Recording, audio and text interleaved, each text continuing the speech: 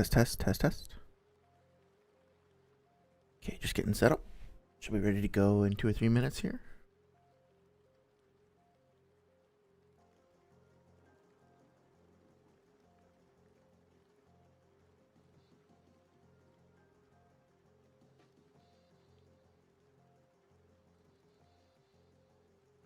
Might lower this just a little bit.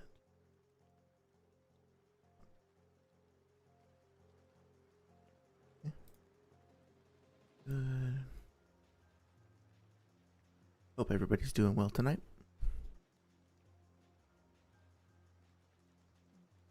Just got a bunch of scattered notes and stuff that I want to make sure that I get ready for proceeding. Okay, I'm gonna play some audio in just a second. It might be loud. I'm just testing it right now. Let's see. Yeah, we hear you. Okay, that's probably a little too loud. Sorry about that. But anyway, let me bring up the stream itself. Okay. Fire says, pretty good. Well, the breaker box is melted outside. Oh no. Are you guys without power, or are you just sort of stuck with your current setup? Either way, that's intense. Hopefully everybody's safe. You have to actually like break into it to repair it at this point. That's intense. Wow. Are the animals all okay? Everything going well in that regard? I'm doing pretty well. It shot up like 10 degrees over the past few days. It's extremely humid. And so, despite the fact that I generally prefer the colder weather, I'm also happy to spend time outside while it's nice. My dog, however, not really suited for humidity. She's not like all that big, and she doesn't have like big floofy fur or whatever, but she really doesn't like the heat. So we drove all the way to this park that's a little ways away from us because it gives us a room to like play football. You know, I'll throw the football around for her. And we got there and we spent like 5 minutes doing it, and she's like, "Fuck this is too hot." And so we went for a walk instead. But it's all good. Sorry says, yeah, we're without power, but it was fine. The animals are very good. We had some new chicks hatched. Oh, congratulations. That's wonderful. It's funny, a friend of ours just gave us some farm fresh eggs, and you know, they have like some chickens, and I wasn't super impressed with them, but my partner really likes them, and so there's a part of me that's like, you know, it wouldn't be the worst thing to have like a little homestead, you know. We have enough room in the back. We could possibly get some some little animals. We've been talking about having goats for about 1 million years, and still haven't gotten around to it for various reasons, but yeah, it's I'm like a little teeny tiny bit jealous of your setup over there. But I'm really glad to hear that they're doing well and everything's going okay. So let me see. Just want to do a little bit of setup over here, because I have a bunch of sort of scattered notes and stuff that I've been working on. What is it? That was the name, Kakazu. Oh, okay. And then this is the warrior one. So to kind of explain what I'm doing, over the past couple of weeks, I have been trying to go back and listen to a bunch of different debates and look for instances of people disagreeing about skepticism. Sometimes it's when somebody would say something along the lines of like, you're just being skeptic, or you're playing the skeptic, or something like that. Other times it's when people were using the term skepticism either in, or like using skeptical arguments either in a positive way or in a way that was sort of impeding progress in the debate overall. And unfortunately, or maybe fortunately, depending on how you look at it, I have like a whole bunch of different pages of notes because a lot of this stuff comes up pretty frequently. And I think for today, I'm going to try to keep the scope relatively, you know, restrained, like maybe 2 or 3 hours, and focus more on the sort of broad stroke arguments and focus more on the more recent debates that have happened. But I do have a bunch of notes that I might reference from previous debates and stuff like that. Hopefully we'll have some time towards the end where I can go through that a little bit as well, because I'd like to be able to connect some of the stuff that's happening recently to the stuff I have in the past. But even if I don't have it all set up perfectly, I can at least point you guys to where some of these arguments are coming from, in case you guys are interested in pursuing it further independently, so to speak. But yeah, so I'm just trying to get everything set up and nearby so that I have it within ease of access. Okay, so with that being said, I'm going to have food delivered in about 10 or 15 minutes. So I'll disappear for like 5 minutes to go get it. But then I'll be here for the rest of the evening, just kind of snacking and talking as I go. Okay. Baby goats are so cute. They have so much energy. Yes, they're so good. There's a couple of places near here that let you do, like, they have baby goat, like hug a baby goat day, essentially. So I think it's part of wanting their goats to be like socialized and handled and stuff like that. So they will basically, you sign up for the day, and you can either come by and literally just like spend 10 minutes hugging a baby goat, or you could potentially go and do yoga, the goat yoga, right? And those goats are usually a little bit older or whatever, but they'll kind of clamber over you and bother you while you're like doing your poses and stuff like that. So pretty good, pretty cute. But yeah, mostly I want to get them because I am lazy about yard work, and my understanding is that they do a good job of clearing terrain of brush and scrub, and also like essentially making free fertilizer out of it. I think there's even like a yardscaping company that just rents goats out to people. They will bring a squadron of goats to your place for a week or so, and the goats basically just terraform your place and turn it into fertilizer. Like, they eat all the shrub and the thorny bushes and all that shit. So yeah, I'm really glad to hear about the chicks. Hope everything's going well with that. And kudos again on the Clear Obscure cosplay thing. I think you really nailed the aesthetic there. I feel like I'm going to very quickly fall in love with the artistry and the costumes, and probably a lot more about the game as well. But everything I've seen from it aesthetically, I saw a picture of like a creature who looks like, I don't know, just a giant mask with a gash in its face that's like crying or something like that. And if I hadn't already been interested in the game, like, that would have been enough, right? That something about that design looks so cool and evocative. So I can't wait to get into it. But anyway, with the intros sort of to the side at the moment, I want to say welcome to everybody who's checking out the stream or the video on demand after the fact. I really appreciate you checking out this topic and stopping by the stream. Hope you're all doing well. Hope you're having a great day wherever you are, whatever you're up to. As a bit of an introduction or explanation what the stream is going to be, usually when we talk about stuff on stream, we will be pulling up scans, we'll be looking at specific chapters, we'll be having a discussion about, like, well, somebody made a claim, I sort of disagree with that claim, let's go explore it, or maybe I just find it interesting or provocative, I don't have to disagree with it per se. Let's go look it up, let's go find the chapter of the databook statement and go through it and see if that makes sense, right? And that's kind of what we were doing with the debate response videos previously. And both with the lives and with my own, like, Itachi versus Pain video, for example, my focus is usually on the manga itself and on trying to better understand the manga. And I'm not really interested in the debate politics quite as much. Like, obviously, I like listening to the debates. I like the personalities involved in all that. But I haven't talked much about, I guess, the debate tactics, the debate rhetoric side of things. So today, we are going to talk about some scaling. We're going to talk about some, Minato versus Tobirama stuff. We're going to talk about some Sarada versus Kaguya stuff. Sorry, 1 second. But the focus is going to be more on the way that we talk to each other and the confusion, I'll just put it that way, around the concept of being skeptical in debates towards other people. In other words, how to use skepticism when it's a problem to be skeptical, when it's not, when it's necessary, etc., etc. I really just want to talk about the way that we have been talking to each other. And I want to give some voice, obviously I'm going to be responding to some stuff that Noodles has said as usual.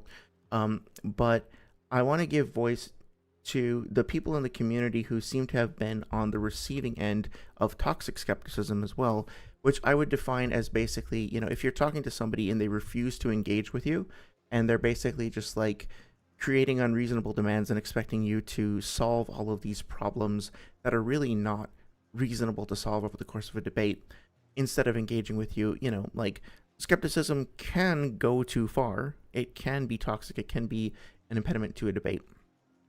So this is not just like a Noodles takedown, like, I hate the way that he debates about stuff and this is why he's wrong about everything. That's not really the point here. It's more to talk about, the way that skepticism plays a role in the way that we have these conversations, and how to, I guess, use it correctly, for lack of a better word, and trying to use the Noodles debates, but trying to use them as like an example of the like mistakes to avoid, as opposed to being like, yeah, this is I'm ending this motherfucker's career, or whatever the rhetoric that people use. Like, that doesn't really interest me. I just want to be able to understand this, like, the nature of the topic. I'll probably get a little riled up because it does kind of irritate me, but hopefully the nature of what I'm trying to accomplish here will be evident in what I just said. So I appreciate you giving me the benefit of the doubt there. Saria says, that's honestly good. You're creating a positive, healthy space. I hope so. Yeah, that's what I would like to accomplish. And to be clear, like, it can be healthy to vent a little bit and to get a little riled up, get stuff off your chest. That's totally fine. But really, I just want to, like, when I heard these debates for the first time, part of the reason why I wanted to take a little while to mull them over is because I was just kind of flabbergasted. Like, I was genuinely surprised that this was a problem in the first place. It was confusing to me that there was any confusion about this stuff, because it seemed pretty basic.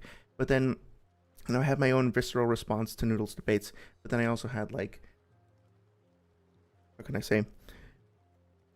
I've heard things from other people in the community who have been on the receiving end of, like, shitty skepticism, and, like, I get where they're coming from. I don't always agree with them. Sometimes, I'll be like, yeah, it sucks to be on the receiving end of that, like, agnostic stance or whatever, but I still kind of agree with the agnostic stance. But also, I don't know, hopefully it'll become a little bit more clear as I start to get into some of the details here. But there is, I guess, just a misunderstanding, as usual. And my hope is to try to contribute somewhat to clearing some of that up. So the agenda for today will be the first, I don't know, maybe 15 minutes or so. It might be a little bit longer. Just going over some general terms. I know this looks like a fucking essay or like a lecture. It's not really intended that way. It's basically just a few easy terms that I think most of us will probably already know, but I want to provide a little bit of clarification with a couple of examples. And then we're going to start talking about the Noodles debates, starting with Six versus Noodles, which I actually is probably the worst debate that I've heard, at least in recent memory. So I do think it's worth going over in detail. And then we'll kind of go from there. I think Noodles versus Troy is probably a good place to go next, because basically he has the same arguments with Troy as he did with Six. And we can kind of start going through the specific mistakes that were made, and where specifically, like, let's try to identify where the conversation breaks down, right? Because at the end of the day, when I talk to people on both sides of the fence, so to speak, at the end of the day, pretty much what everybody wants is to have a fun discussion about characters that they like. Now, people's definitions of fun will vary. Sometimes people think, like, harassing and insulting and basically, like, starting drama with other people, like, that's their definition of fun. For some, it's like the competition. For some, it's the understanding of the manga, or just the act of debating itself, right? But whatever your definition of fun is, if there are impediments to that, if there are things that are just universally causing frustration, preventing people from, like, having positive interactions with each other, I think those are worth addressing, because ideally, if we get rid of those, then everybody has a better time. It's arrogant of me to say that, like, I can solve those problems. I don't think I can solve all the problems all at once, but I can at least try to point them out and shine a light on them, and then hopefully, like, other folks in the community continue to build off that. We'll see how it goes. A bit of a different format, so definitely open to feedback. But yeah, I'll try to remember to put time codes in. If you're listening to this or you're watching the VOD back and you're, like, you take a look at this and you don't, like, want to listen to these definitions or whatever, feel free to check the time code and skip ahead to the debate related stuff if that's more your interest. Yeah, that being said, let's get started by just going over some general terminology. So, if you're not familiar with the debate that kind of sparked this, this is the one that I'm going to be talking about for the most part tonight. This is Noodles versus Six, and this happened like a couple of weeks ago. And the debate starts to break down around this point, basically where Noodles says something along the lines of, I forget what the specific claim is, actually. We can go back and listen to it. But he makes a claim, I think, about Jubito, and he says that, Jubito blitzes Tobirama, but Tobirama is able to like tag Jubito and put a seal on him, and so he wants to use that feat as scaling for Tobirama's what the hell? Sorry, for Tobirama's speed, because Tobirama was able to react to Jubito, right? And Six basically says, I'm paraphrasing, but in order for that feat to be relevant, we need to know that Jubito is moving at his maximum speed. Because if we're then going to build off of that, we need to know if Jubito is like moving at max speed, if he's nerfed or whatever else. And Noodles basically responds to that by saying, okay, so you're assuming that he's not at full speed, which means that you're assuming that like you're making a baseless assumption, and if we make baseless assumptions about things, then everything falls apart. It's more complicated than that, and I'm not gonna straw man. We're gonna listen to it because we want to hear things in context, of course.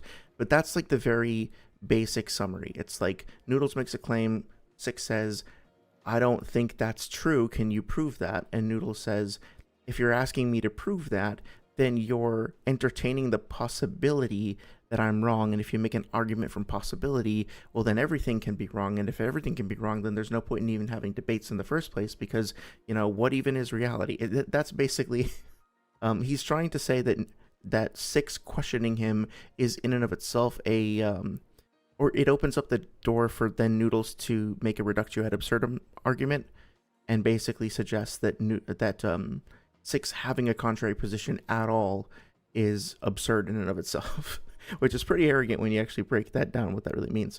But anyway, before we get into the specifics of like, oh, Tobirama did this, Jubito did that, whatever, let's start off by just talking about some general debate stuff. If you've done even a single debate or listened to a single debate, a lot of the stuff is probably going to be a refresher, and you're probably going to already know it. But it's useful to go over. It was useful for me to go through this. I checked a couple definitions. I checked the definition of skepticism. I wasn't 100% correct about that. I learned recently a little bit about axioms. Never really talked much about axioms. So, looked up the definition there. I think this will be a useful learning thing. And of course, there's probably some of you out there who might know some of these terms better. So if you disagree with my examples, or you think that there's, a better way of phrasing it, please let me know. I'm sure I have plenty to learn in this space as well. But my goal here is just to basically be like, okay, let's point to this stuff as we're going through the rest of the debate, and hopefully it'll help us understand what people are talking about when they say like an axiomatic truth or a falsifiable or like a negation or the burden of proof or anything like that, right? Just keeping an eye up all on my DoorDash. It will disappear in like 2 minutes. But in general, reset. So in general, these are some basic things that you should be aware of when going into a debate, and also things that you should listen for when you're listening to other people debate to try to evaluate whether they're doing, quote unquote, a good job, or whether they're tracking, however you want to phrase it. So the first, I'm going to use an example here throughout this whole section that's based off of something I think Noodles said, actually, where he's making a claim about, we could speculate that Itachi has a tattoo on his butt. I said back for whatever reason. But unless we know if there's some sort of evidence to demonstrate that there's a tattoo in Itachi, then there's no reason for us to believe it until we have evidence for that, right? So that's a totally fair claim, or totally fair way of phrasing it. We're going to start with this metaphor, or this example rather, of my goal in an argument is to try to demonstrate, try to get you to agree that there's a tattoo on Itachi's back. How are we going to go about doing that? So before anything else, if I'm going to make a claim must be what we call falsifiable, meaning that if I say something, there has to be a way for us as a group, or as scientists or as debaters, whatever, to actually test and investigate the claim. if there's no way for us to test if a claim is true, and there's no way for us to test if a claim is false, then it has no real value. Technically speaking, it could still be true or false, but if I'm bringing it forward in a conversation, if I'm putting it into a hypothesis for a scientific research study or something like that, it needs to be falsifiable, meaning we need to have the opportunity to prove that it's false and or true.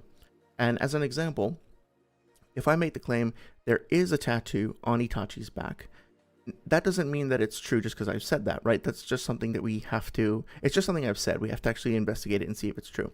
But we can actually look it up, right? We can see if Itachi has a tattoo in his back or if he doesn't, etc., etc. This is something that we can investigate, and therefore it's falsifiable.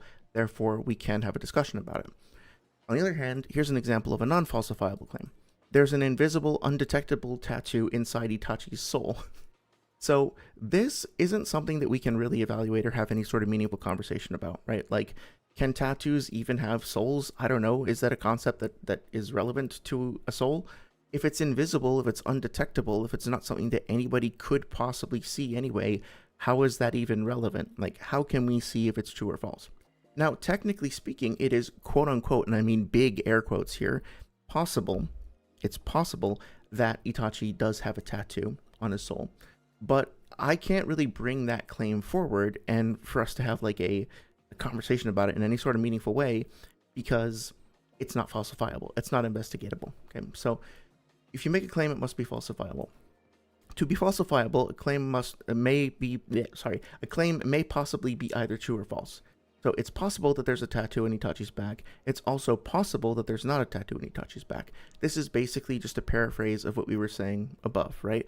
In order for us to investigate the truth of a claim, we're like investigating whether or not it is true.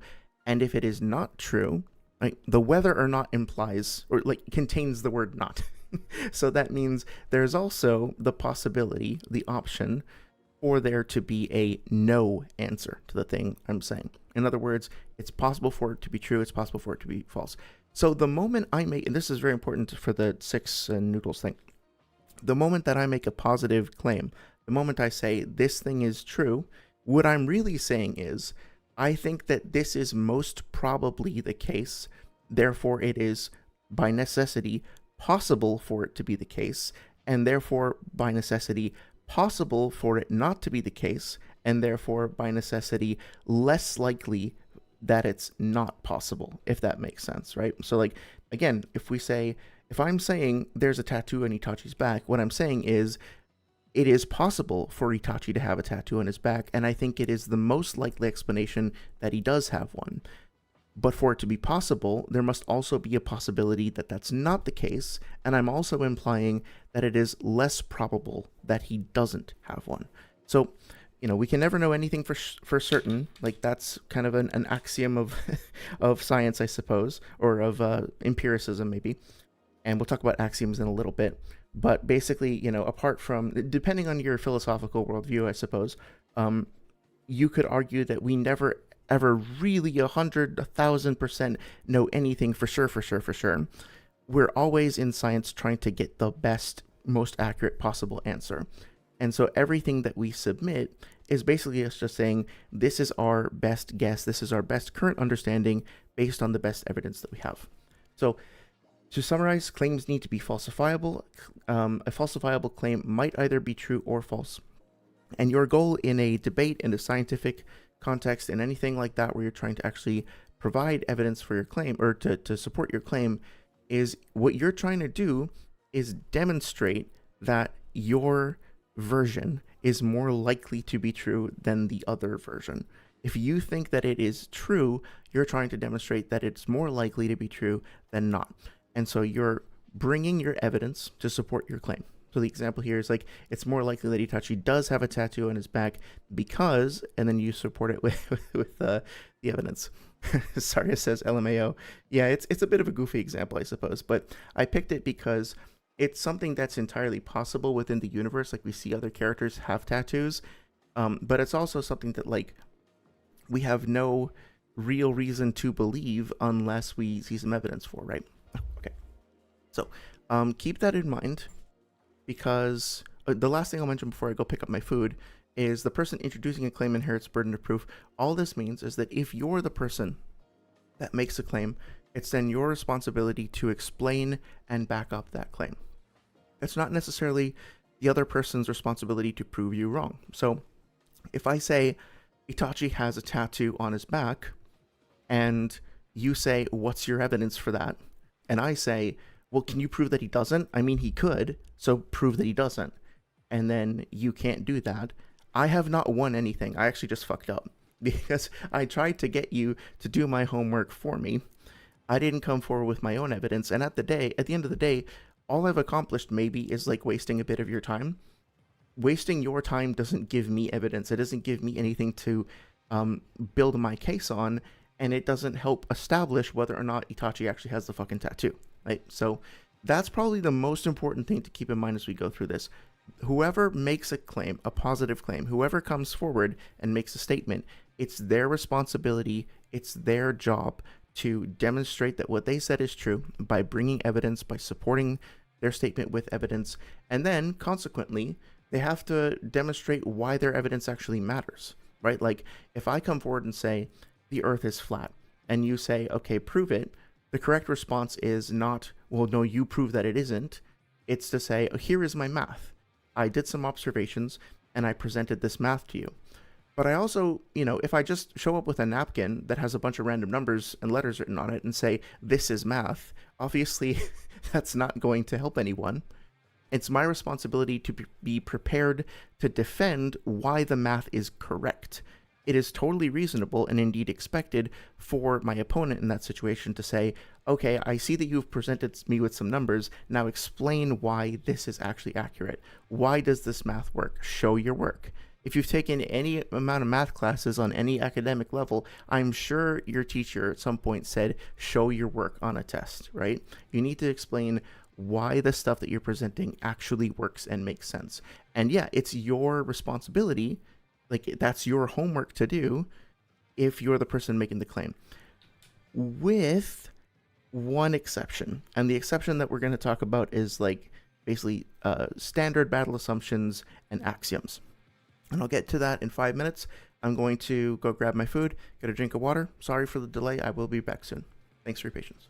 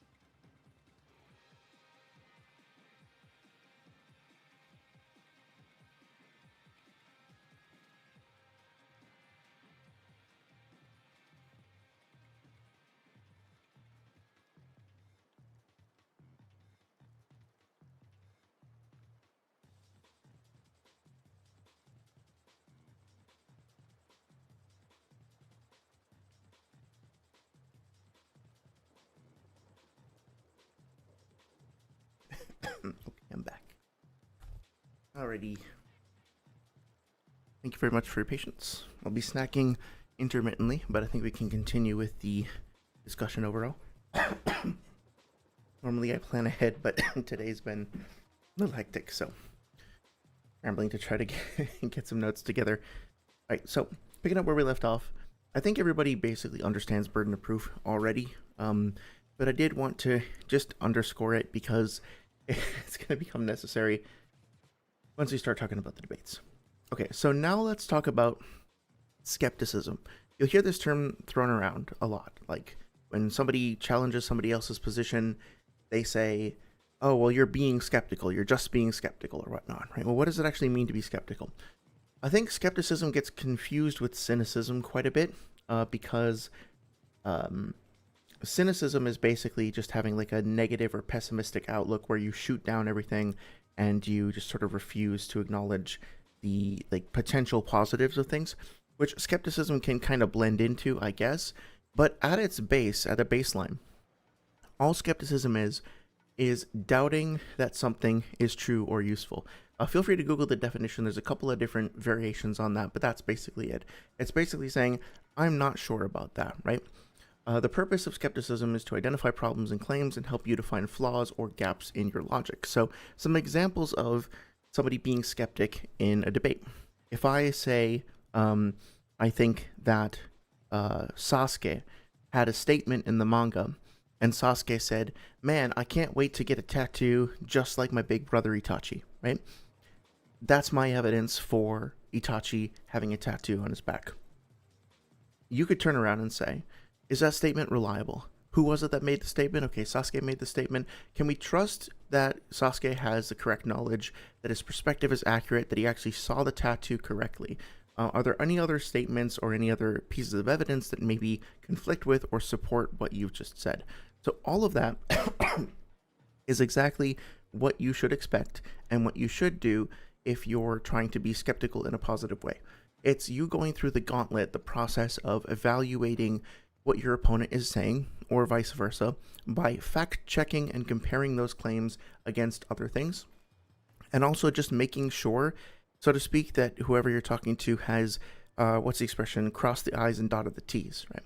Because think about all of these things. They seem maybe a little frustrating to have to deal with, but characters can and do make mistakes. Characters can and do see things incorrectly. Characters can, especially in Naruto, in a series about shinobi deception and manipulation and obfuscation, characters can be tricked. So what can we do to make sure that this statement is reliable, and what can we do to verify it and make sure that it's applicable to the initial claim? All of this stuff is not only useful and important for debating, it's also like fundamentally necessary for science. Because think about what the alternative would be. If you came forward and said, like, I think that, I don't know, a whale is a fish, and my evidence is that they have fins and they swim in the water, and fish do too. So clearly, that's it. A whale is a fish. And other people said, oh yeah, you know what? You've presented evidence. So, yep, that sounds good. And just accepted that. Instead of asking, like, well, hang on a minute, do they have the same kind of fins? Like, what's inside the fins? Do they have the same kind of bone structure? What are the fins connected to? Like, what about their bones on the inside? Are there other things that we haven't noticed yet? Like, fish seem to have these things called gills. Do the whales have them as well, right? So we only ever get to the correct answer if we're willing to be skeptical and continue to investigate and interrogate claims. And in a way, you should be thankful, I mean, obviously within limits, but you should be thankful when other people present you with these kinds of questions, because as long as it's, like, again, within certain bounds, they're doing you a favor. They are helping you evaluate whether or not your statement actually, like, passes muster. And the more things that your opponents say in challenge to what you're saying, the more of them you can defeat, the stronger your perspective gets. So if you were to go through each of these things for Sasuke, say, like, is that statement reliable? Yeah, Sasuke always tells us the truth. Who made the statement? Sasuke, we know that for a fact. Can we trust her knowledge and perspective?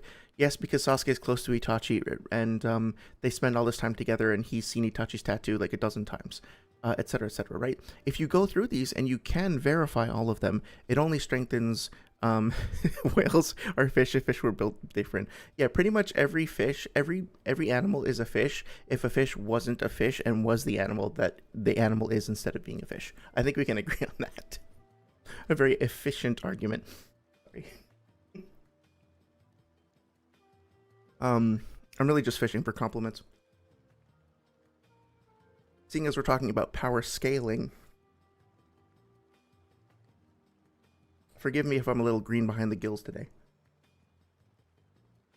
Okay, I'll stop.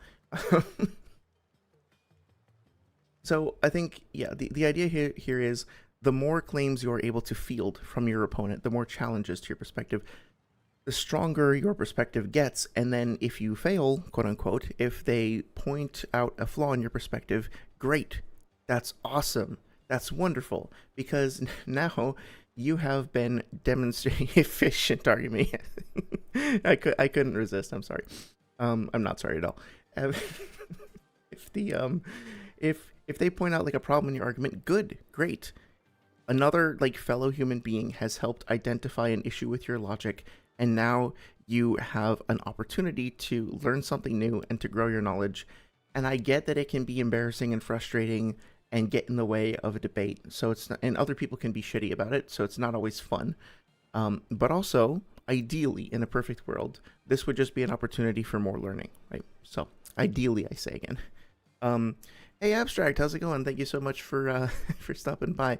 Not much going on. We're kind of still building momentum a little bit. At the moment, we're going over a quick list of some terminology that comes up in debates that I think sometimes people are a little confused about, after which we were going to dive into a discussion of Six versus Noodles of this particular debate over here, and specifically of some attitudes about skepticism and anti-skepticism that come out of debates like this. Don't worry too much about like this chart. This is just a breakdown of the arguments so that we can kind of follow them as the debate kind of spirals very quickly.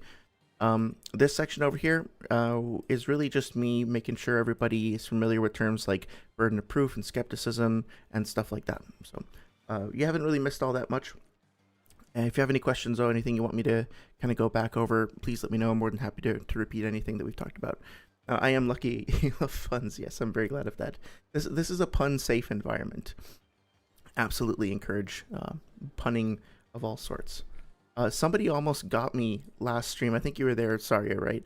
They tried to get me with a Ligma style bait. I almost fell for it too. You gotta respect it. Okay, so here we go.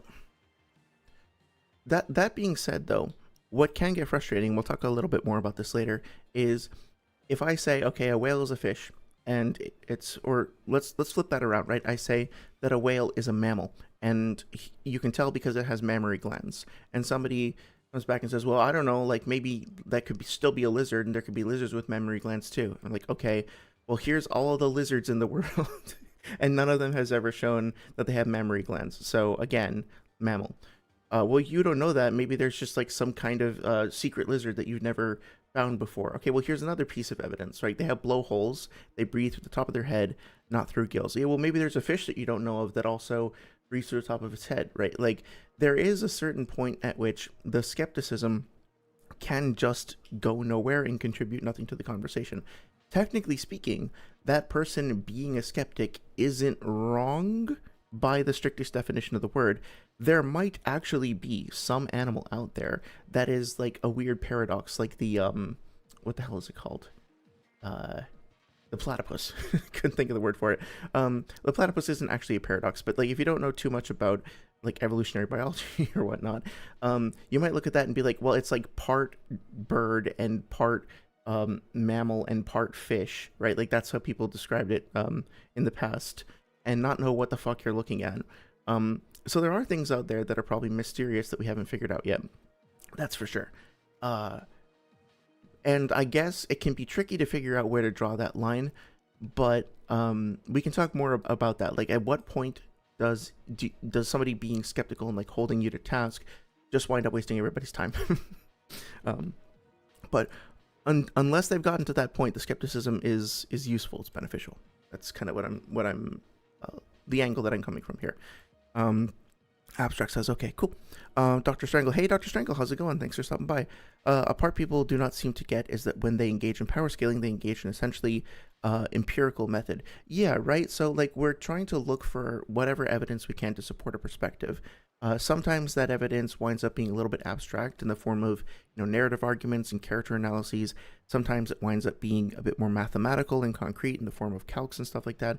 But at the end of the day, yeah, we're making positive claims and we're putting them forward, and we're trying to figure out, like, what perspective is best supported by the evidence or most likely to be true. So I think Noodles had a problem with 6 where he said, like, 6 is turning this into a philosophy conversation or like that. Let's see if I can increase the text over here, right? Classic. I might just be missing it somewhere here, or maybe in another video. I think that I'm probably just looking right at it and like seeing through it for some stupid reason. But Noodles seems to think that, yeah, like that 6 is actually not having a debate about Naruto anymore. He's having a debate about philosophy. Like, he tried to turn the Naruto debate, a debate about a manga, into a debate about philosophy. And I understand the confusion or the frustration there, but at the same time, we are all kind of doing at least a little bit of philosophy when we're talking about stuff. If we're having a conversation where we're using the terms like argument from ignorance and burden of proof and axiomatic truths, we're talking about philosophy. And philosophy really, I mean, I suppose different people define it differently, but it's just like, it comes from Greek meaning like the love of knowledge, right? It's just the pursuit of trying to figure things out. And so we're all kind of engaged in like I guess like a low-key fun version of philosophical debate. We're just using Naruto as like a staging ground, or as a cipher, is that the right term for it? For our particular brand of philosophical debate. I don't think the two are completely separate, but I get it also. Like, personally, I sometimes find it a little challenging to listen to Apollo's stuff because,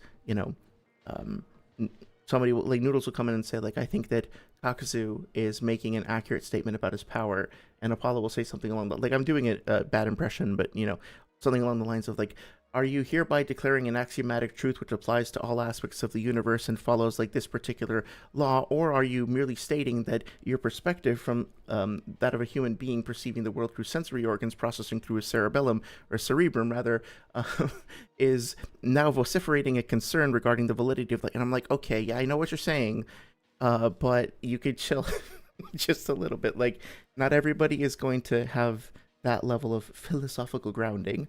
I think it makes sense to try to keep the to quote unquote not make it a debate about philosophy in that sense. If you're moving things like a bit too much into the realm of like heady philosophical thought, I'm not trying to call out Apollo for that either. Like, I know that was kind of a jab, I suppose, but it's more like you can get very philosophical about it, but. And I guess you don't like really need to, but at the end of the day, we are inevitably doing at least a little bit, like a teeny bit of philosophy with all this stuff. But all you really need to do to participate is to know like what burden of proof is and how to support a claim with evidence. That's it. That's the only philosophy you really need to know. And everything else just kind of is like icing on the cake. Abstract says trollers be trolling sometimes. Yeah, it is what they do, isn't it?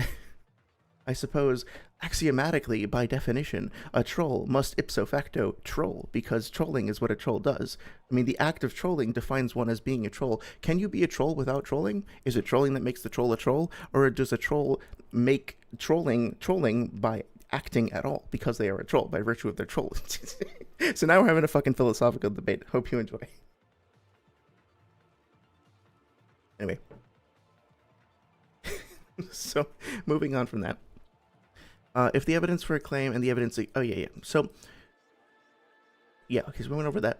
So the other thing I wanted to bring up, which we kind of touched on before, is that if the evidence for a claim and the evidence against a claim, or to paraphrase that, if you have multiple different pieces, multiple different interpretations of a particular thing happening, and all those different interpretations are equivalent, then the claim fails. This doesn't necessarily mean that the claim is false, just that it hasn't been proven and arguments can't be built off of it. So to use the Itachi example again, my evidence for Itachi having a tattoo, a positive claim, is that we have a precedent for some shinobi in general getting tattoos.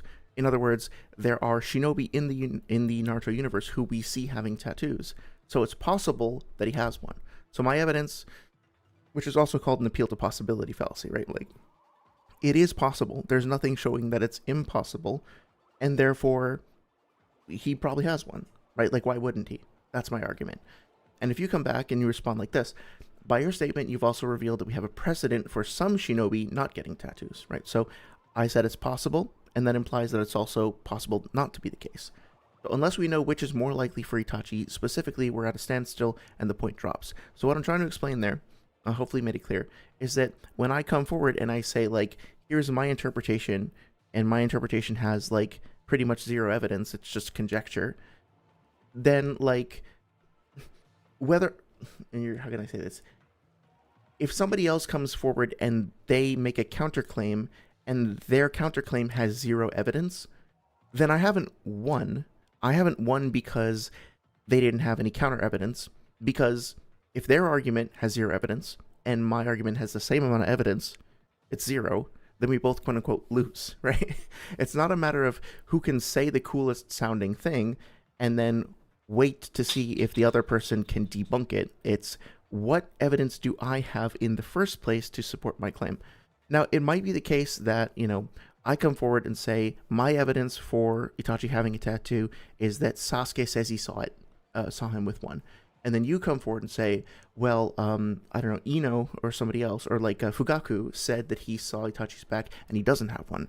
Now we have an issue, right? We have two characters who are both presumably, for the sake of this argument, reliable, who both claim to have seen Itachi, and both have conflicting viewpoints.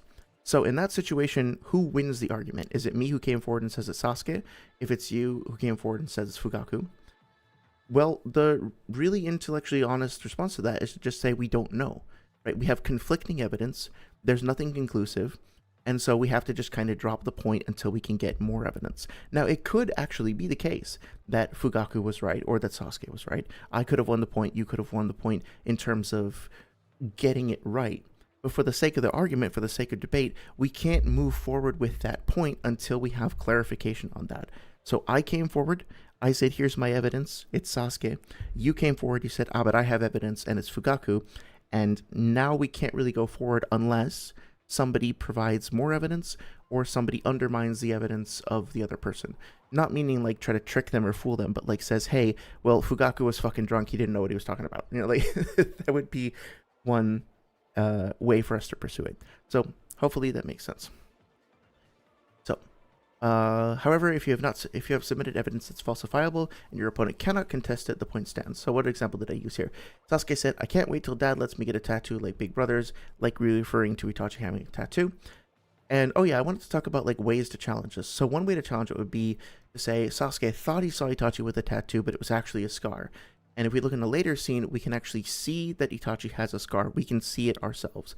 So the fact that we see a scar and that back in the past, Sasuke thought he saw a tattoo, that means that, okay, we can interpret this as Sasuke making a mistake. Technically speaking, we could also say, oh, maybe Itachi had a tattoo and it then got covered up by a wound or something like that, right? There's other options, but this is just one way of challenging this claim in a positive way, right? Let's look at another piece of evidence. Let's see how the evidence compares to the initial piece of evidence and then go from there. What I would consider to be an invalid challenge or not a helpful challenge would be something like this. Well, maybe Sasuke was like, when he said big brother, he was actually talking about like another person in town called Big Brother, or somebody with the nickname Big Brother, or actually he has another big brother that he likes and is excited about, but we've never actually heard of him before, etc., etc. Now again, technically speaking, maybe somewhere in the Naruto universe, there is another person that Sasuke knows about called Big Brother who also has a tattoo and he's excited about. It's not like that breaks the rules of the universe. But also, for me to say that, now I'm starting to speculate about something completely irrelevant. I don't really have any grounds to do that. I'm not really engaging with what you're saying, and now it's just sort of going off the rails. So, both of these are a form of skepticism, but it's important not to confuse them. One is, I guess, what I would call rampant speculation, and the other is a direct interrogative challenge to what you've said. Again, it can sometimes be very difficult to know the where the line is drawn between these two things, right? Like, well, technically speaking, why isn't it my responsibility to address this? Like, if you come back at me with this and you say, like, hey, well, there could be somebody else in town with the name Big Brother, so can you prove that, right? Why isn't it my responsibility? Oh, in that point, I could say, yeah, if we were to go through the whole village and list everybody in the village and check to see whether there's another person named Big Brother there, that would only help my position, right? So technically speaking, if we have the time, we have the ability to investigate this, then it can only get us more data. But at the same time, we need an incentive, we need a reason to believe that this is worth investigating in the first place. And if it basically isn't based on anything at all, if it's not in response to something, if it's just a tangential speculation, I don't think it's productive to the conversation. Again, subjective, difficult to tell sometimes, and we can talk about better ways to spot this. That's why I said it's really tricky, but hopefully that makes some sense, and we can keep that in mind as we start going through the debate later. Sorry says Fugaku might be talking about another Itachi. There might be another guy with the same name. Yeah.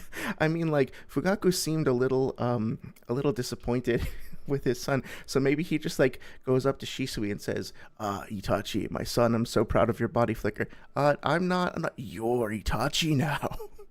You are my new Itachi, my very special boy. So, maybe, but you would need to demonstrate that to be the case, right? Regarding the invalid challenge, yes, those actually could possibly be the case, right? These alternatives. However, if your opponent has produced evidence and you're not challenging the evidence, but instead speculating about edge cases with no elaboration, you're no longer contributing to the discussion, right?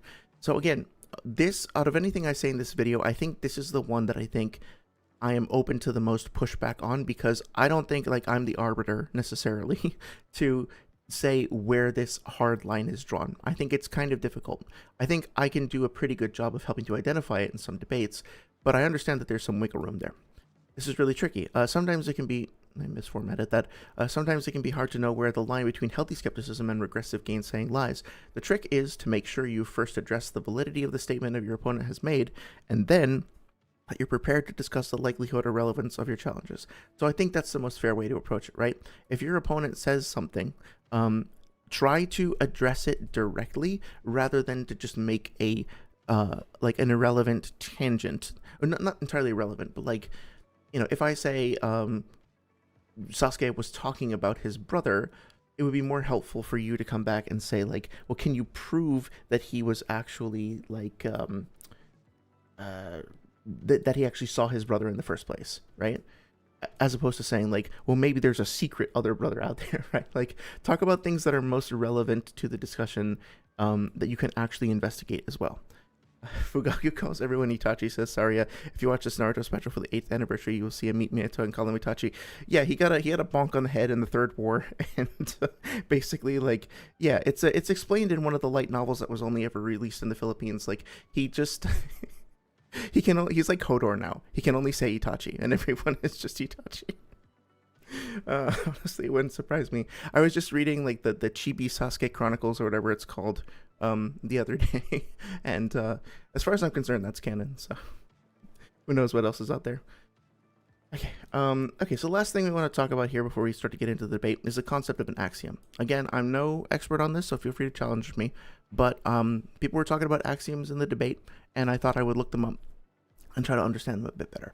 So as I understand it, an axiom is basically an agreed upon rule, or it's something that we generally accept as obviously true, or assumed to be true, or assumed to be self-evident. They're not necessarily true. They're not unquestionable. They can be things that we purely make up and then just sort of agree to follow. or they could be things that are like so obvious and supported by evidence that we don't really need to talk about them. We can just like kind of go with it unless there's another reason for us to question it. So some examples, right? If you're familiar with chess, bishops in chess move diagonally. So they only move like in like diagonals. They don't ever move up and down, like horizontally and vertically. Now, technically speaking, you could make a version of chess that has like super bishops that don't do that. Or there could be some other reason why, when you're playing a custom match of chess, why that doesn't quite work. Or if like a bishop is totally boxed in and wasn't able to move. I don't know. I don't know chess all that well. But you know what I mean? Like, well, no, that wouldn't actually be a restriction on its movement, I guess. Or a restriction on its ability to move. Anyway, I'm thinking too much about this. The idea that bishops only move a particular way is not some like truth that is written into the fabric of the universe that can never be challenged. However, you don't like sit down to play chess with somebody and then be like, excuse me, can you prove that bishops only move diagonally? Excuse me, can you get a rule book out? Excuse me, right? Like, you just sit down and play the fucking game because everybody knows that bishops move diagonally. You can, though, if you want to, you can ask for a rule book and you can go and check. And if you think that, like, oh, I don't know, the history of chess is wrong, and you actually found like an ancient manuscript that specifically said that bishops were never supposed to move like that, if you think you have that evidence, you want to challenge it, you can come forward. Just understand that, like, if you're challenging an axiom, you're going to have to do some extra homework, because there's probably a reason why the axiom was already established, and you're basically inheriting some burden of proof when you come forward and try to challenge it. Another example would be when you reach 0 HP in a video game, you die, right? Like, say that I pick up Elden Ring, and the tutorial says when you reach 0 HP, you die, and then I die 1,000 times, which is probably like an understatement, and every single time, what happens is I get to 0 HP, and then I die. Is there an instance in the game that maybe, like, you would get an invulnerability power-up or something, or there is a glitch, or there's, like, a cutscene that interrupts your death so that you don't actually die when you reach 0 HP? Sure, there could very well be an exception out there, but the rule is so thoroughly and well established and just assumed to be part of the game because you're told explicitly that it's a rule of the game that you can just assume it to be true safely until it's proven otherwise. Now, again, if you want to be as truthful and factual as possible, like, I would be hesitant to say that in Elden Ring, factually, universally, when you reach 0 HP, you die, because there might be an exception. So it's always important, and I think intellectually honest, to keep room available for that sort of thing, for a mistake to be made, for there to be an exception. But for all intents and purposes, the vast majority of the time, standard gameplay, you're never going to have to worry about this. It's always going to be the case, unless you have like that item that gives you like one extra chance or whatever it's called. Or maybe that's in Dark Souls 3, whatever, you know what I mean, like the bubble tier or whatever. And a more sort of generalized philosophical axiom is something cannot be and also not be in the same way at the same time. So you can't have something exist and not exist and be the way that it is and not the way that it is at the same time and not at the same, like, there are just like fundamental contradictions in logic that don't make any sense if you try to like contradict them, basically. But what if, and maybe Saria knows something about this, what if in physics we find something like a new particle or whatever that is simultaneously extant and non-extant at the same time, paradoxically, right? There might still be something in the universe, or like something that's simultaneously a wave and a particle, which I think, and that used to be the case, that used to be thought to be impossible. You either have to be a wave or a particle, but light shows characteristics of both, something like that, right? So there may be some exceptions, but it's also fine, for all intents and purposes, to just go with the axiom until we feel the need to challenge it. And I think, if I understand it correctly, that if you're the person challenging the axiom, you should come with the evidence, because you're essentially, like, you know, you have the burden of proof because you're challenging the established norm. Asaria says, yep. Okay, cool. Appreciate the verification. So, regarding power scaling, and this is the last thing, we'll get to the debate after that. So, regarding power scaling specifically, a default battle assumptions, I think, can be considered to be axioms. Default battle assumptions are basically just things that we come up with when we're going into a debate, where we agree, okay, we're not going to waste our time like worrying about all this shit, arguing about it. There might be some exceptions here or there, but for all intents and purposes, we just agree that this shit is true unless otherwise noted. And if you have an exception to it, then you need to challenge it. That's on you. Again, this doesn't have to be the case. Like, any of these axioms can be challenged, but or can be like decided upon or decided to not be used before the debate even starts. But otherwise, we just kind of go with it. And usually people use the VS Battle, like versus Battles Wiki set of default battle assumptions as a source for this sort of thing, right? So, for example, Naruto characters breathe oxygen, and it's the same kind of oxygen we breathe in our universe. In my years of listening to debates, I've never once heard anybody complain about a default assumption that the Naruto characters breathe, or that gravity works, or that like friction works, and or shit like that, right? But Sasori, when he is in his like puppet heart like form, where he's like shifting his hearts between different bodies, does that little heart box actually need to breathe oxygen? No. So here's an example. If you're saying, oh, like this character would beat Sasori because he uses like a technique that, like in Legend of Korra, that like steals the air from your lungs using airbending or something like that. Well, I don't know. Is that going to work on Sasori, for example? Dr. Strangle, yeah, that's a good point too. Like, so what is up with them on the moon? If we've just stuck with our default assumption that they breathe oxygen, we also start with the default assumption that the moon doesn't have oxygen on it. So now we have an interesting contradiction. How do we explain characters being on the moon when they need to breathe oxygen when there's no oxygen on the moon? And then we might have to ask, well, is there oxygen on the moon in Naruto? Or can these characters like not need to breathe oxygen in this particular situation, or just in general, etc., right? So you've done a good job of identifying the exception to the rule, and now we can investigate it and maybe learn more about the universe. So that's great. That's a really good point. I'm curious if you have thoughts on that. Like, my initial like knee-jerk reaction is Toneri probably made it not bad so they cannot die. Like, I just kind of like assumed Toneri, sorry, would have made the moon habitable. But I think we see other like Otsutsuki people just like living on barren planets or like flying through space or whatever. So the Otsutsuki don't seem to need oxygen. So maybe there might be more to it than that. Another axiom or default battle assumption could be Shinobi all use chakra to power their attacks. However, chakra, as we know, is a combination of mental and physical energy, which is converted into stamina, and then stamina gets converted into chakra itself. And I think it's explained that Lee, when he uses his like enhanced taijutsu, he's just using stamina. He's actually not using chakra at all. Like maybe opening the gates or something like that but his basic taijutsu stuff is just taking stamina and putting it directly into his striking. At least that's how Ebisu explains it in chapter 90, I think it is. So there are still some exceptions, and like Shinjutsu, I have no idea if Shinjutsu needs like stamina and mental and spiritual energy to function. So maybe that's an exception too. But otherwise, I think like we don't have to stop mid-debate and argue amongst ourselves over like, hey, can you prove that like Ino uses chakra? Can you prove that Shizune uses chakra?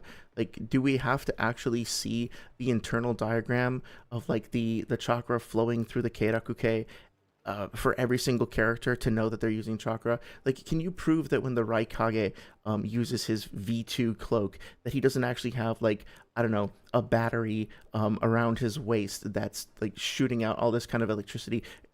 Do we have to see like an x-ray of him molding chakra? No, obviously not. We can just make that assumption safely as a community.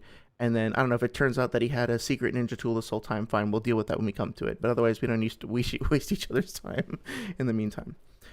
Okay, and then challenging an axiom might mean you make a claim with a burden of proof. Yep, and so you can kind of challenge the exceptions that way. So let's see. I feel they're basically aliens, says Abstract. Oh, do you think that the Naruto characters themselves are aliens as well? Interesting. Oh, maybe because they have like some lineage and descent from the Otsutsuki. Maybe they just inherited that and can just breathe in space or something. That's an interesting idea.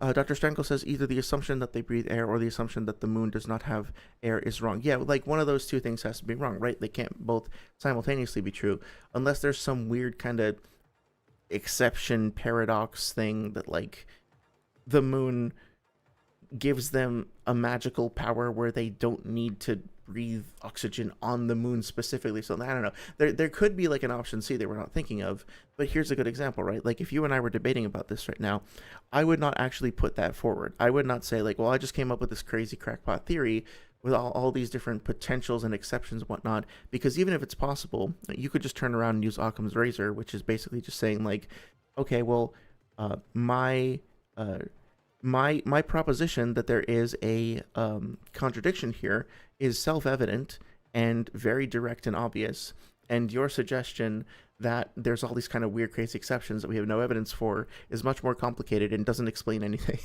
So even if I somehow, by some random chance, happen to be correct about my rampant speculation, your model is still better, and we should still go with what you said as opposed to what I said.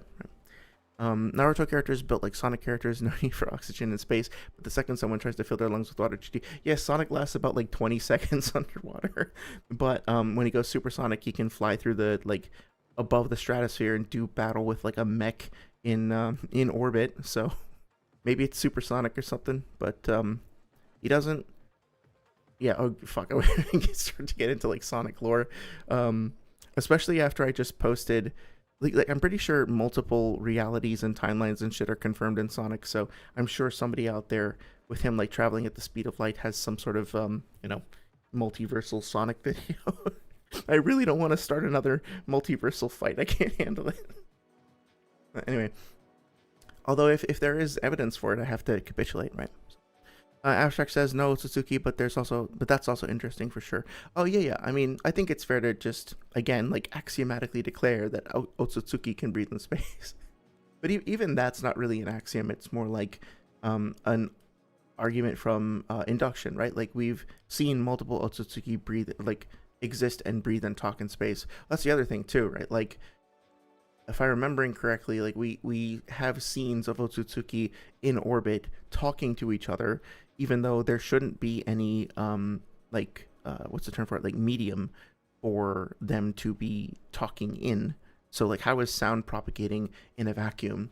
I guess you could use that as evidence for, okay, if they can talk in this medium, there must be a medium there for them to talk in, therefore there's something for them to breathe. But also it could just be like they're magical aliens, like just fucking don't worry about it. Okay. That wouldn't be Occam's razor. Okay, you're basically just saying you find your explanation more reasonable.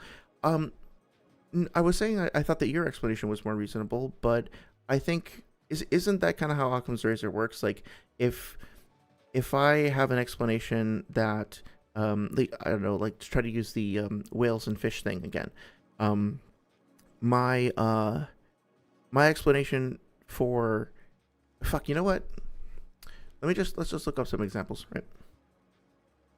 Because sometimes I'm not great at coming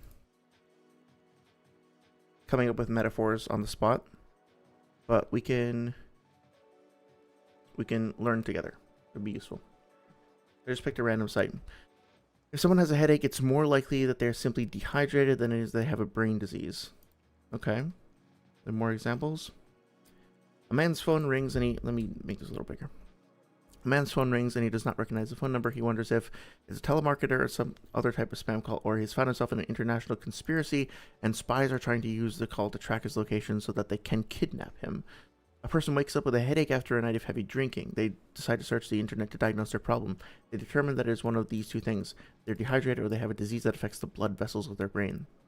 Yeah, so that's right. So I think I understood it correctly. Maybe I'm off the mark or something, but basically what I was saying is like you've identified that there is a contradiction, and I was just suggesting, well, maybe there's not a contradiction because there's a third thing that explains it, and then I was going off on like creating some incredibly elaborate and I think intuitively unlikely situation or set of explanations to try to provide an alternative to the idea that this is just a contradiction. So I think I was providing something that was less elegant and had less explanatory power than what you were doing. I wasn't saying that mine was right or yours was wrong, but just that yours was like more likely and more direct. Does that seem reasonable? Does it kind of sound like I'm on the right track there? Yeah. Oh, I need to get more. Yeah, I think this kind of came up, right? Like if we hear an explosion outside, and then I look outside and it's raining, and I say, "Oh, I think that was lightning," and then you say, "Oh, well, it could have been, like a tank that was rolling through town as part of a military parade that just accidentally discharged like a round." Uh, and I mean, like technically speaking, that's not impossible, right? Like there are military bases around. People sometimes send, convoys out to show off that happened recently in the States, right? So it's possible, but I mean, like, do you have any evidence to support that? No. And like my explanation, even if I didn't see the lightning bolt, my explanation still fits better with what we're actively seeing. That doesn't mean you're wrong. It doesn't mean I'm right, but it means that like of those two explanations, one of them is clearly like more likely than the other, if that makes sense. At least I think that's what it is, but feel free to challenge me if that's not the case. Saria says, my favorite example of Occam's razor is what I use for Breath of the Wild / Tears of the Kingdom's timeline placement. They say Hyrule was once flooded, so chances are these games take place in the timeline Hyrule was flooded in. Yeah, that's great. That makes perfect sense to me. Yeah. Dr. Strangle says, notice all the examples are of when the conclusion is the same. The phone is ringing. This does not apply when we can't agree what is doing the ringing. Oh, I see. So there needs to already be like certainty about an event and an understanding of what the event the event is that's happening, and then we're just like uncertain about the explanation for the event. Am I understanding that correctly? I'll put a note to myself to research this more too. I guess it's just something that I'm having a little trouble wrapping my head around, which is fine,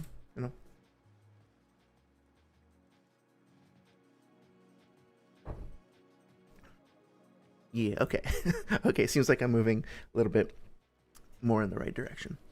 This is great. I appreciate the clarification. Yeah, so with that being said, if you have any further questions or challenges or concerns about anything I said, please feel free to let me know. Happy to go over all this stuff. I do think it's probably, I'm guessing that I'm preaching to the choir here for the most part. But still, happy to talk about it further. If not, though, or by default, I'm going to move forward. Sorry for the eating noises. I got to actually eat some dinner. I'm going to move forward and start talking about the debate. So, let's just pick it up and listen to a few seconds of this debate between Noodles and Six. Okay? And as we go, I want to try to identify a couple of things. Namely, I want to try to figure out where the debate falls apart and why. But of course, if you want to stop and go over anything in particular, let me know. I think the first 2 minutes are basically them just kind of deciding what they're going to debate on. So let me start from the 2-minute mark-ish, and we'll go from there. Don't really have much to say about it. I do think it's kind of fun that this game is not in English. It makes me wonder, like, unless I'm not sure if this is Spanish or Portuguese. I think it's Portuguese. Kind of makes me wonder, like, where exactly this footage came from. No credit here. I think somebody else also called it out. So, that's interesting, but we won't spend too much time on that. We can. Let me know if the volume is okay. I think it's probably okay. All right. So, do we agree that their durabilities are shit? Well, we're gonna argue. Oh, sorry. I should state the premise of the John is chowing down. Yeah, gotta refuel. I should state the premise of the debate. Noodles basically just showed up in Six's channel, I guess. I'm not sure. And then they decided on the spot to debate Tobirama versus Minato. Noodles is taking Tobirama and Six is taking Minato. Speed. If we need Yes. to talk about durability and whatnot. Which Minato, which Tobirama? How about Alive versus Hokage versus Hokage? You think Hokage wins, right? Yeah, we can do that. Okay. Okay, so again, premise of the debate: Hokage Minato alive versus Hokage Tobirama alive. Yep. Okay. Yeah. What do you want me to go first? Yeah. Okay, I think that Edo Tobirama obviously scales to his alive prime self when he was the Hokage, because he states that he's like near his original power, close to his original power as an Edo Tensei, just implying he's nerfed, right? Okay, so let's start with this. Notice that Noodles said, I think that ... Technically speaking, there's some plausible deniability where he and Six could basically just be like, oh, we just said I think, therefore we weren't actually debating, we weren't actually making claims, whatever. I'm going to axiomatically assume, no, I'm going to assume that based on the fact that they then start making a bunch of positive claims and trying to support them with evidence, and that they say that this is a debate, that they're actually debating, even though they said, I think that ... But just to be clear, just so that I'm not strawmanning anybody, he did say, I think that. There, I have acknowledged that out loud. Now we can continue with the fucking debate. But actually, I wanted to kind of keep track of what was being said, just to kind of map it all out, right? So, Noodle says, I think that Edo Tobirama scales to his alive prime self.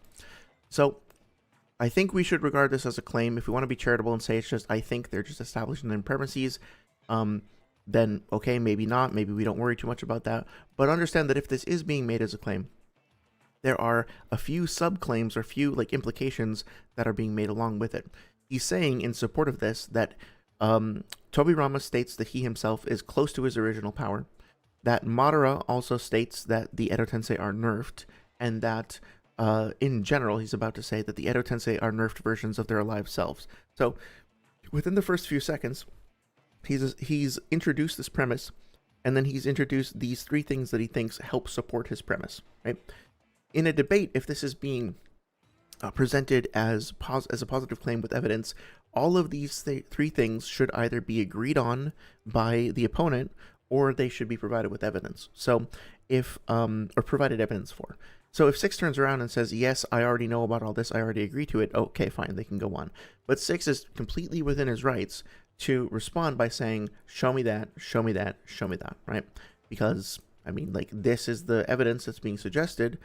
It should be presented and discussed unless the two already agree on it beforehand. Madara also states that they're nerfed when he's like...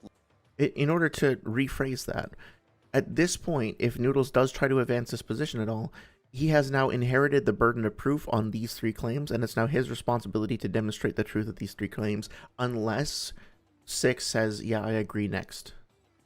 Looking down on Tobirama. So, I mean, Edo Tenseis are just nerfed versions of their alive selves. This is consistent with even the original showing of it back in part 1. And yeah, and that in and of itself could be a whole topic, right? Like, are the Edo Tensei... Well, first of all, it's Edo Tensei, plural, not Edo Tenseis, but whatever. Are all of the Edo Tensei, like, consistently nerfed versions of their alive selves? Is Tobirama still nerfed after he leaves the Uzumaki hideout or whatever it is with Orochimaru and starts like traveling towards the battlefield?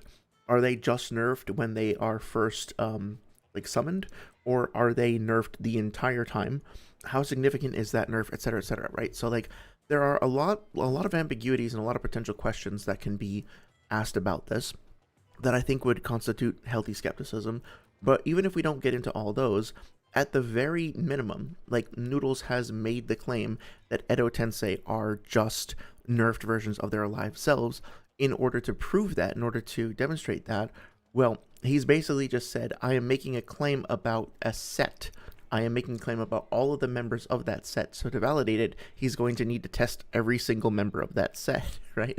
So that means, like, Edo Kimimaro, Edo Chiyo, like, Edo Hanzo, like, all of those people that got brought back, Edo Asuma, Edo, like, Dan, all of those people. Can we really demonstrate that all of those people fit the description that he just said?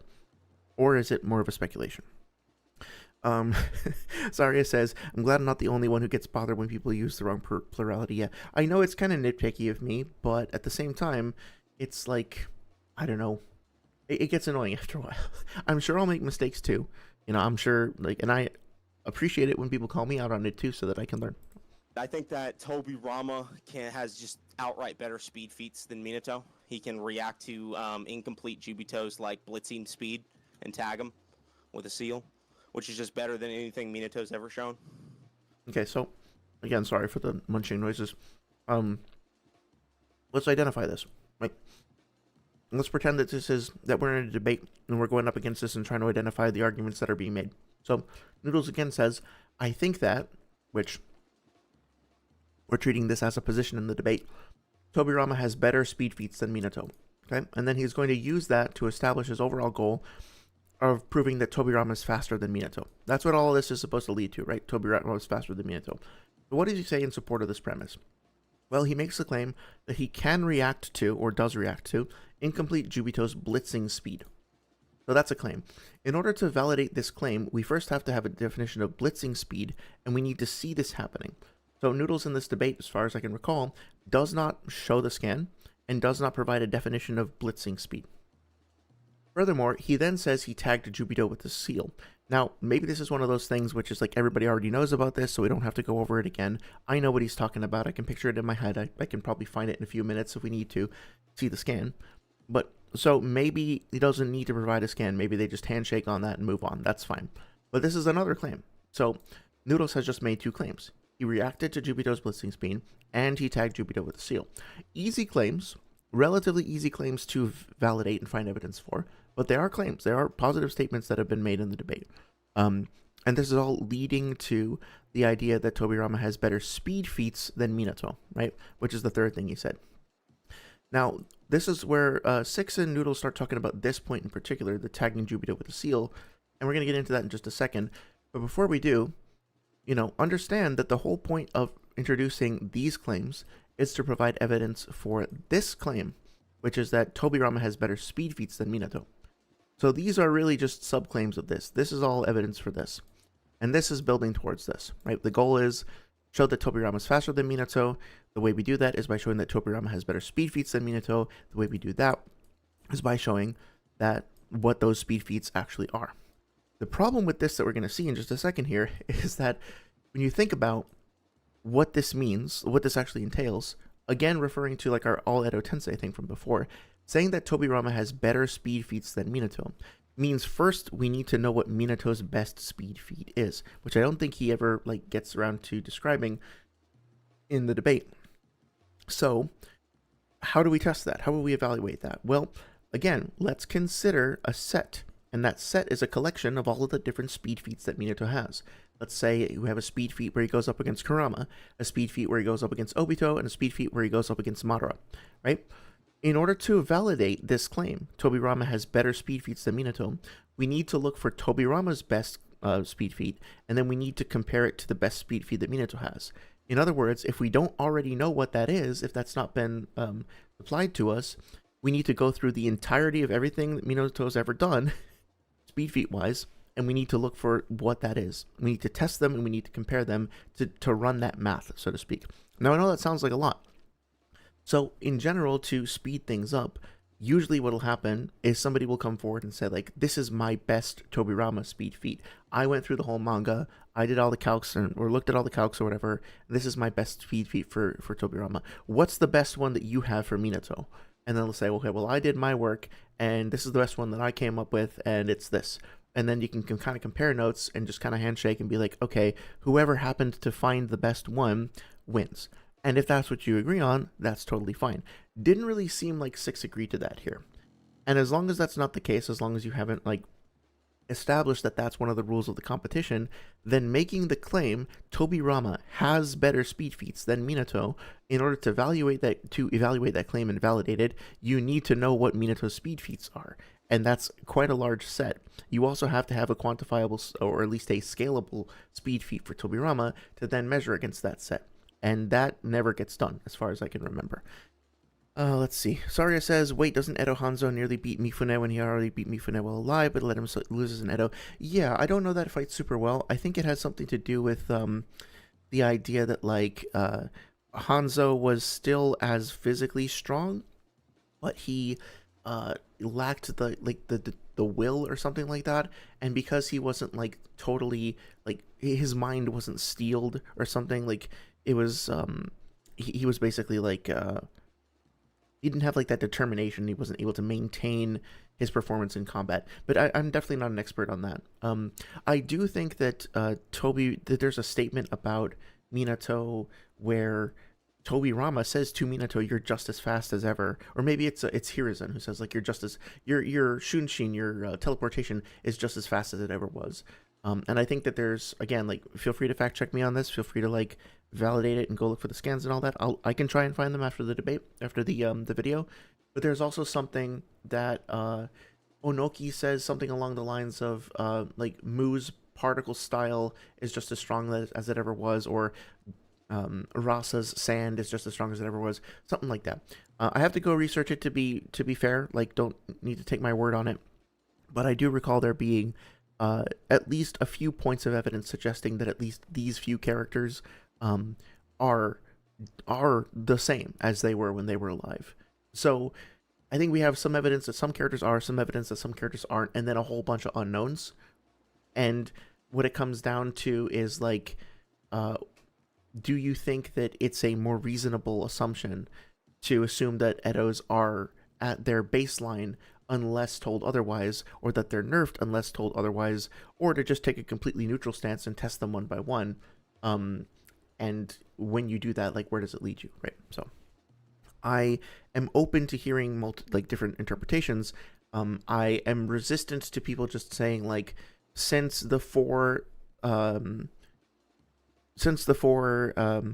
that were summoned by Orochimaru were implied to all be nerfed by Tobirama, therefore all of the other ones summoned by Obito are as well, or something like that.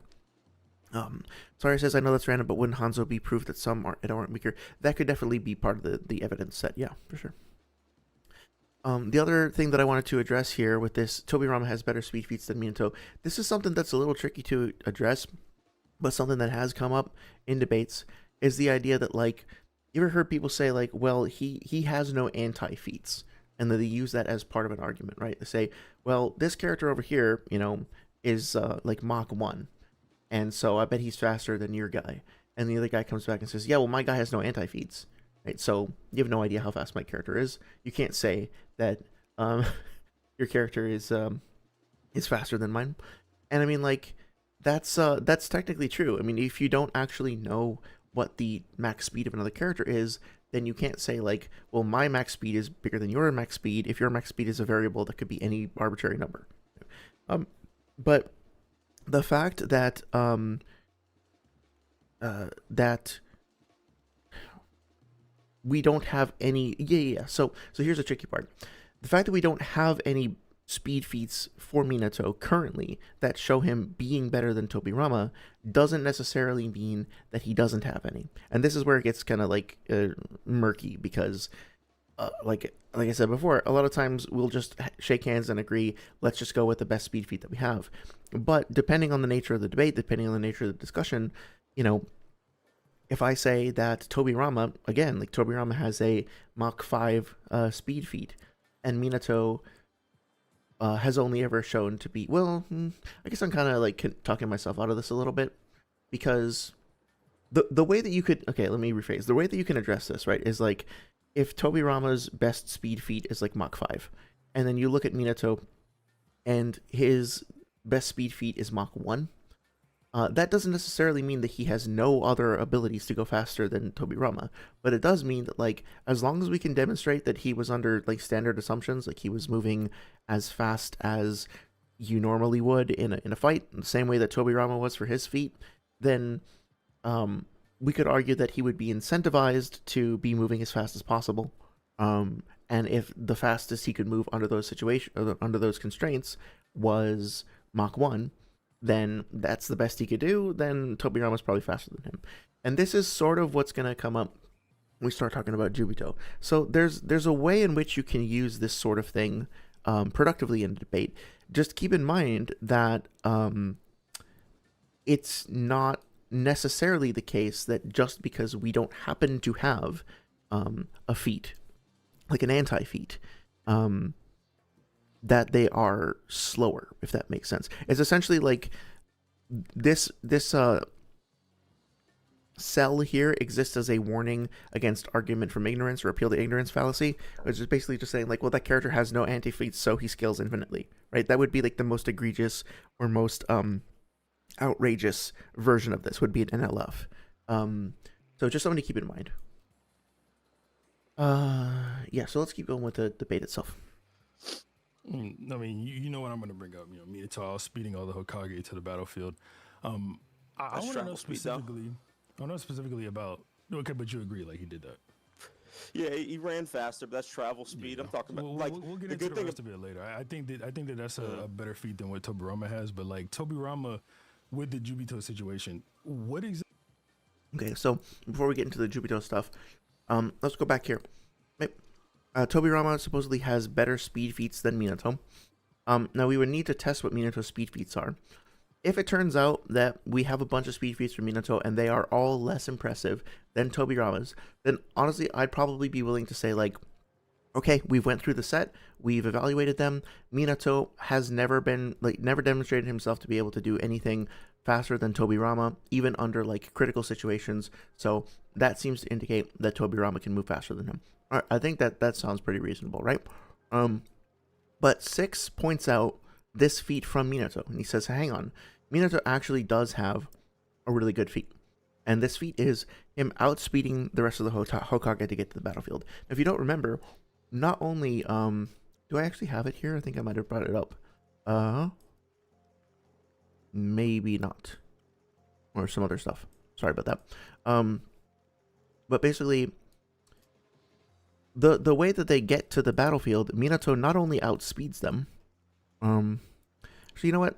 Let's take a look at this because I think it might be helpful. I know I have it in a folder. Need to bring it out. So just give me 2 minutes. Okay, so it looks like chapter 630.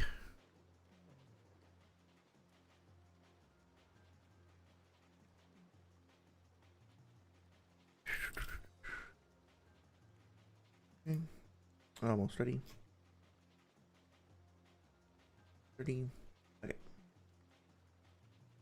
So, now keep in mind that my goal here is not to convince anybody that Minato is faster or that Tobirama is faster. My personal opinion is like they've both shown some impressive feats, and I like subjectively I think they're probably relative, and I'm not too worked up about it. What I want to do is just kind of give you some context for what's happening in the debate, and then you guys can come to your own conclusions. I don't have a real strong horse in the race, so to speak. But let's just see what happens here. We see a kunai lands in front of Naruto and Sakura, and then Minato teleports, like, quote unquote, onto the kunai, right? Assumingly he's using flying Raijin here to get to it. And right after that, we see Sakura being surprised, and then we see another knife somewhere else at another location, and then we see this Ten-Tails Biju Bomb show up and apparently like press into the ground. Look at how fucking huge it is too. Like that's the size of the island. That's the size of the Kunai. This thing's massive, right? Minato says brace for an impending explosion, and then there's a giant explosion off into the sea. They're experiencing the shockwave, and then this whole conversation occurs, right? So they have a reaction to it. The shockwave is happening. They're talking, responding to it. They're having a conversation. This whole beat happens with Sakura and all that stuff, healing, and then the other Edo Tensei arrive. So not only does Hiruzen say, Minato, you're as fast as ever. That's the thing I was talking about before. Tobirama also says, fourth, you're even better at teleporting than me. So we have two of the Hokage like validating Minato. And keep in mind that Minato didn't just outpace the rest of them here, right? He got close enough to the battlefield to see what was happening with the Ten-Tails. He saw that Ten-Tails Biju Bomb. He threw a kunai off into the sea, or traveled to the sea and placed his kunai there, to the little island on the sea. Then he came back, and then he grabbed the Ten-Tails Biju Bomb, and then he teleported it away to that place. And then he either, I don't know if he like went to the sea himself physically, or if he just teleported it by like linking it to his kunai or seal or something like that. I don't know. Anyway, but he saw it. He set up that strategy. He got rid of it. He came back, and then he said, brace for the explosion. And then it exploded. And then he had a conversation. And then the rest of them showed up and complimented him on his speed, right? So again, I don't really know if this means Minato is faster than Tobirama, and I don't want to say I don't care dismissively. It's like I'm not bothered by it if he is or if he isn't, right? It's fine either way as far as I'm concerned. But this is what 6 is talking about, and this is a significant and very real speed feat. I think if you're going to not I think, just factually speaking, if you're going to make the claim that Tobirama has better speed feats than anything that Minato has, you're going to need to demonstrate why Tobirama's speed is greater than this. This is something you have to address because it's part of that set, right? Dr. Strangle says, technically speaking, if somebody shows how fast or strong their character is, it does not give good reason to believe they're indeed faster or stronger than the other character. Yeah, I think you're correct. I think I'm struggling to try to find the way to be to like find that balance between skepticism and anti-skepticism. In other words, I'm trying to figure out like, at a certain point, I'm paraphrasing something somebody said on Discord, but I think at a certain point, people just kind of want to agree that they understand that limitation, but still have a debate anyway.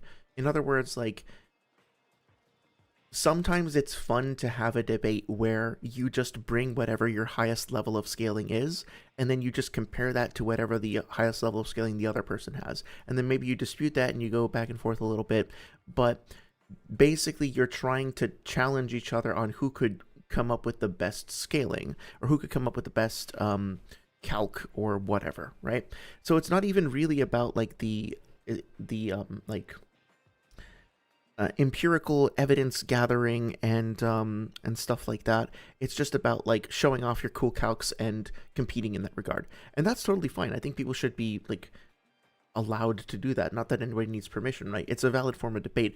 The problem is that when people apply that mentality, but then also expect the same level of like empirical philosophical rigor of all the stuff we talked about before, then those two things clash and there's some confusion. At least that's how it looks to me.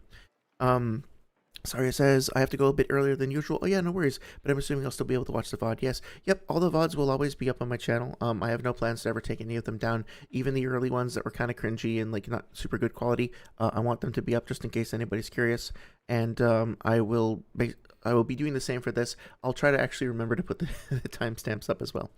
You have to go to an appointment. Yeah, I hope the appointment goes well. Thank you. You're always, present at the streams and like super engaged in the conversation and helpful and stuff. So I really appreciate it. Thank you for stopping by. I hope you have a great night and a great rest of your weekend, and good luck with everything. Yep. I'm gonna take a bite as well.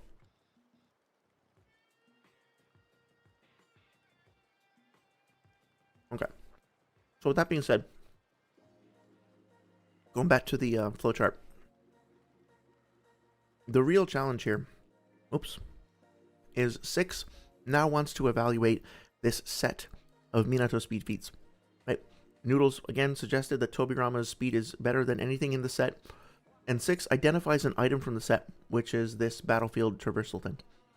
And what Noodles says in response to it is, that's just travel speed, he ran faster. So Noodles is now making a claim. Abstract says, the earlier ones aren't that bad. I enjoyed them. Okay, I'm really glad. I appreciate that. I was just a little bit, like I hadn't quite worked out the audio quality and stuff like that. I think I rambled a little bit, but well, I guess I ramble all the time. But anyway, I appreciate it. Be a little self-conscious sometimes. I mean, it is kind of surreal, right? To just be like, tonight, hey honey, I gotta go upstairs, I gotta like lecture people about Naruto for 3 hours, and that's just gonna be on the internet forever, every dumb thing I say. But yeah, it's a lot of fun. I appreciate the support and the feedback. It's really genuinely appreciated.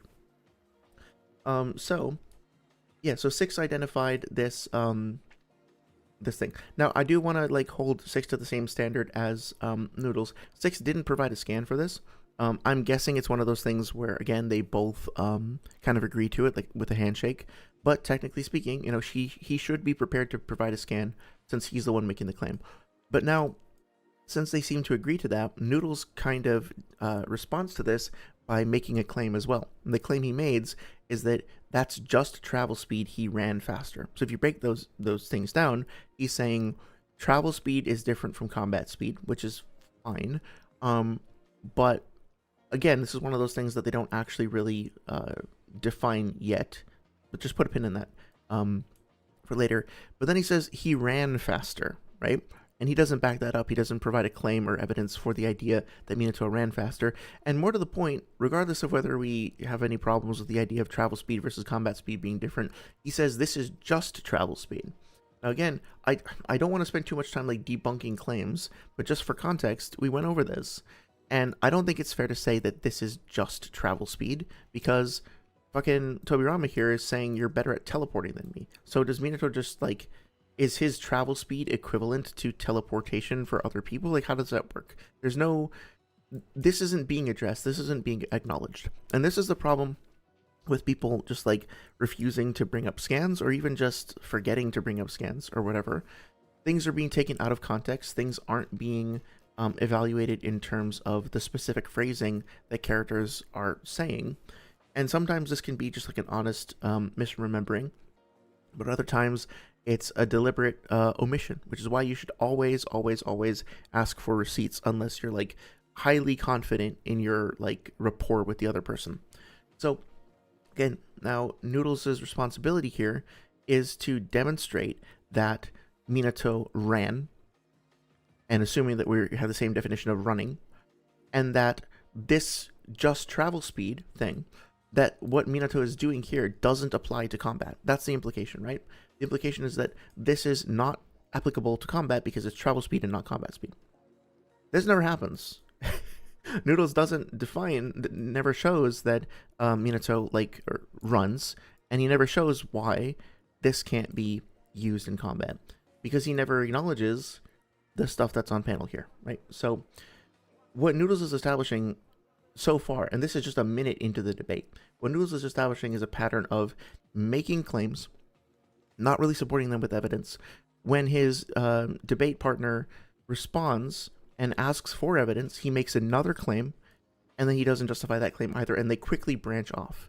And I think the idea here, the tactic here, is you just keep doing that, you branch, and then eventually, maybe you can catch your opponent on one thing. And if you manage to catch them on the final end of the branch, then you can go like, oh, I won this point, right? I won this point because 6 couldn't beat me on this. Right, like 6 never. You hear this at the end of debates all the time. Be like 6 never addressed the travel speed thing. He never addressed the running faster thing. He never even like responded to that. He had no contention for that, so I win. Right? Just make as many claims as you can. Don't bother supporting them. Don't bother explaining them. And then any of the ones that your opponent doesn't contest by the end of the debate, you just win by default. And remember what we said before. If you make a claim, not only does it have to be falsifiable, but you have burden of proof on it. Whether or not your opponent actually addresses it has nothing to do with whether your point is actually correct. It might have something to do with the competitive nature of the debate, but it's essentially the equivalent of you like saying something, then plugging your ears until your opponent is done talking, and then moving on. If you're not willing to actually engage with what they're saying, and you're not willing to make sure that you're substantiating your own claims with evidence, you're not actually advancing your position. You're not getting anywhere closer to the truth. And that seems to be what's happening here. And again, like, this is just a minute into the debate, right? So it's we'll see where it goes from there. Worm, hey, how's it going? Worm, good to see you. How's your weekend going? Worm says, yeah, there's questions to be had about the translation of the Hokage arrival scene. Yeah, I figured that this term over here, teleporting than me, I'm guessing that refers to Shunshin, if I'm saying that right, the body flicker technique. And I'm guessing that what Minato did probably here, I'm not a Minato expert, but I'm guessing that what he did was like teleported in sequence, like he either like threw kunai ahead of him and teleported to them, or he just like used body flicker over and over and over again, like Shisubi supposedly does, and managed to move faster. But there's another scan, I forget where it is, I can go look for it if you like. When they're doing the reciprocal round robin, where one of them says something along the lines of like, an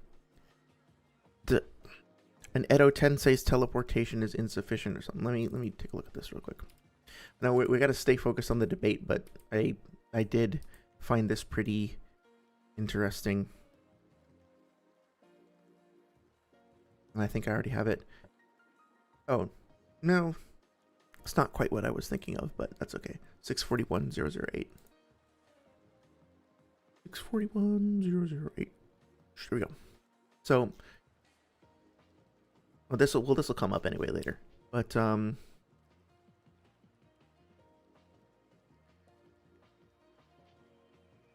this thing over here, it's not exactly what I was talking about, but when I think Toby Rama says that Doppelganger's flying Raijin is too slow, the two of us will combine our flying Raijin. Go ahead and put your mark on me too. Like, this is kind of weird. Like, I would love some elaboration on this, because I always thought the flying Raijin was like literally instantaneous. Basically, once you've placed your mark somewhere, you just show up there, right? You just decide to be there. But this kind of implies that either the casting time that it takes for you to activate the jutsu is slower, or the transmission time is slower if you're using a doppelganger, which means that what they could be referring to here is that I don't know, I guess I always thought like the flying Raijin, once it's cast, always has the same basic speed, but maybe they're talking about the flying Raijin even though they're not like using that term. Like, I don't know, it's weird, but I think there is a clue here that could maybe help us understand it better. Have to research it more. Oh shit, I should have actually read both of the things you wrote. My bad. Shunshin becomes teleporting, but does that mean body flicker or FTG, etc.? Yeah, that's a good point. There's some ambiguity there. Dr. Strangle says there's definitely a divide on showmanship versus who gave the best reasoning for what determines who won a debate. Yeah, that definitely seems to be the case from what I've seen. Like, there's some people who just want to watch the scrap, they want to watch the fireworks. Other people just like want to understand the series or whatever. And I'm not going to be the one who says like you have to do it this way or the other way. And a few months ago, I would have said, you know, it's all in good fun, you know, let people do what they want. But the problem is that for somebody who goes onto a YouTube channel and is looking around for fun Naruto videos, and they see something like, oh, cool, this video has like 500,000 views, and it's Kakuzu versus Pain. That's an interesting topic. I like those characters. And they watch that, and then they have like people yelling at each other and using like these weird kind of subversive like counter intellectual tactics, if you want to call them that, misrepresenting the manga, misrepresenting the anime, misrepresenting the characters, and basically just making a whole shit show of it. They have no context into what the fucking like Discord squabbles are that are going on, right? They're just people who are interested in learning about the manga, and now they're getting this weird, distorted, warped, hostile view of it. I think that there's some people who think that this stuff just happens in a vacuum because we're all in our bubbles and we see other people in the bubble. We see the borders of the bubble, and we just kind of assume that everything happening in the bubble stays in the bubble. But that's not the case. Like, it's on the internet. It spreads, and perceptions of characters, perceptions of the series itself, ideas about how to talk to other people. Like, if you think that a channel that has that a video that has like 500,000 views doesn't influence that, I'm not saying that you're saying one way or the other. I'm just like, in general, it does. Like, the effects ripple out to others. So I would love to say, hey, yeah, let's just you know, engage in whatever form of discussion we want on this. But I think we have a responsibility to acknowledge that the way that we talk about this shit affects other people, and your responsibility with that to like, you know, misappropriate that Spider-Man quote. Your responsibility increases with the proportion of your platform. Like, the more people watch you, the louder of a voice you have, the more responsibility you have to try to like represent things correctly, or to be fair, to at least be very explicit about the nature of the debate that you're having. Be like, hey guys, by the way, this is just a fight for fun or whatever, or for the drama of it, and not let those two things spill into one another. That's my take on it anyway. Let's see. That is just as equivalent to, that is nothing more than. The only thing I would change is implicitly referring to possibility. Yeah, I think that makes sense. If I'm understanding you correctly, you're basically saying that we're trying to like look for the limit, right? We're trying to look for the highest possible thing to evaluate. Am I kind of getting that right? Worm says Sage of Thick Calves among others, but I know him specifically for this, makes the point that birthday columns use transportation for FTG and teleportation for body flicker. Okay, and it substantiates that it was body flicker used to get there. That's an argument I know of here. See, that makes a lot of sense. I appreciate the clarification there, for sure. it is kind of confusing, right? Because they use those three things kind of interchangeably, and then there's a translation that kind of muddies the water even further. So, yeah, it's good that we have those additional sources of information to try to check against to resolve things for sure. That's just one example. There could very well be other arguments. Yeah, I have to go and watch Sage's video on like Minato versus Tobirama is weird. I tried to, and it kind of went over my head. I think because I was like doing other things at the time, I wasn't giving my whole focus to it. So I'm gonna need to go back. Not to derail this slow. I want to turn to Minato versus Tobirama. No, this is totally cool.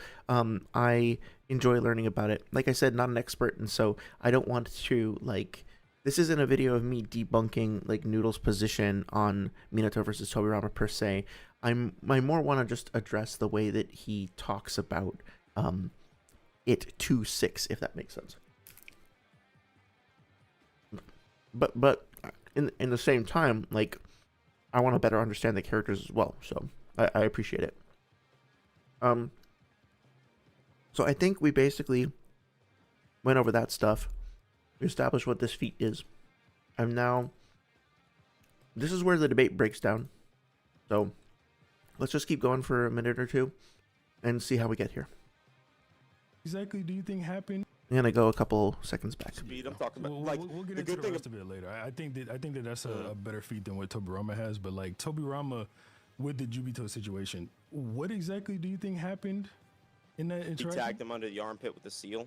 Tied him under the armpit with the seal. Okay. And yeah. You think Jubito's moving at full speed for... He's just trying to kill them, yeah. Yeah, he's trying to kill them, but why do you think he's moving at full speed to do it? His killing intent. Why do you think that means he's moving at full speed? If he wants to kill them, he'll move at full speed in order to get the most efficient results. It's Yeah. Okay, so here we have a couple of statements that are made, and this is where it starts to go off the rails, right? So, Noodles made the claim before that he tagged Jubito with a seal. Tobirama did. A scan was not provided, but 6 just agreed to it. And 6 asked for clarification, right? So notice that 6 didn't say like, well, Jubito wasn't moving at full speed or anything like that. But what he wants to know is that before we proceed, can we actually establish that this was a full speed Jubito movement here? Because otherwise, like, that kind of muddies the waters for this feat. In other words, the faster Jubito is moving, the more impressive the speed feat is for Minato or Tobirama, and the opposite is true. So let's make sure that we have a full speed Jubito here so that we can continue with the conversation with that in mind. What is your evidence or clarification for Jubito moving at full speed? And Noodle's response to this is that Jubito is trying to kill them.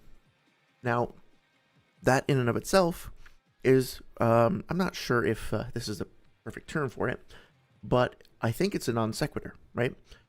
In other words, trying to kill someone doesn't necessarily have anything to do with moving at full speed. Certainly, you can, with killing intent, decide to move at full speed. You can also decide to move slowly and take your time, right?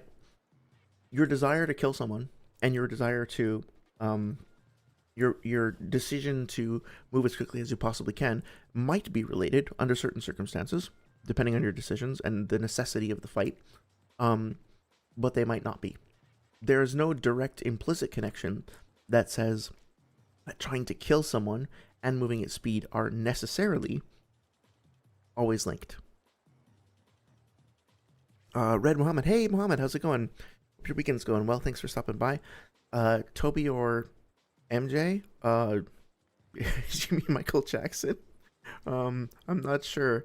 I think I'd probably, man, like the Kamui is really impressive, but the moonwalk is probably like the sickest movement alteration feat that I'm aware of. So I have to go with old MJ. I'm assuming that's not who you mean. I'm assuming that I'm just like blanking on the name of the character. But off the top of my head, sure, I'll go with MJ.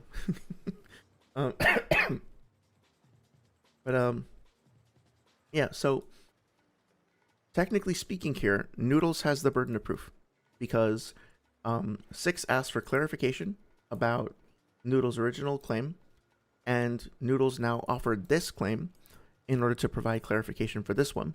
He's just trying to kill them, right? Now, Six asks for further clarification and says, okay, why does trying to kill them mean that he was moving at full speed?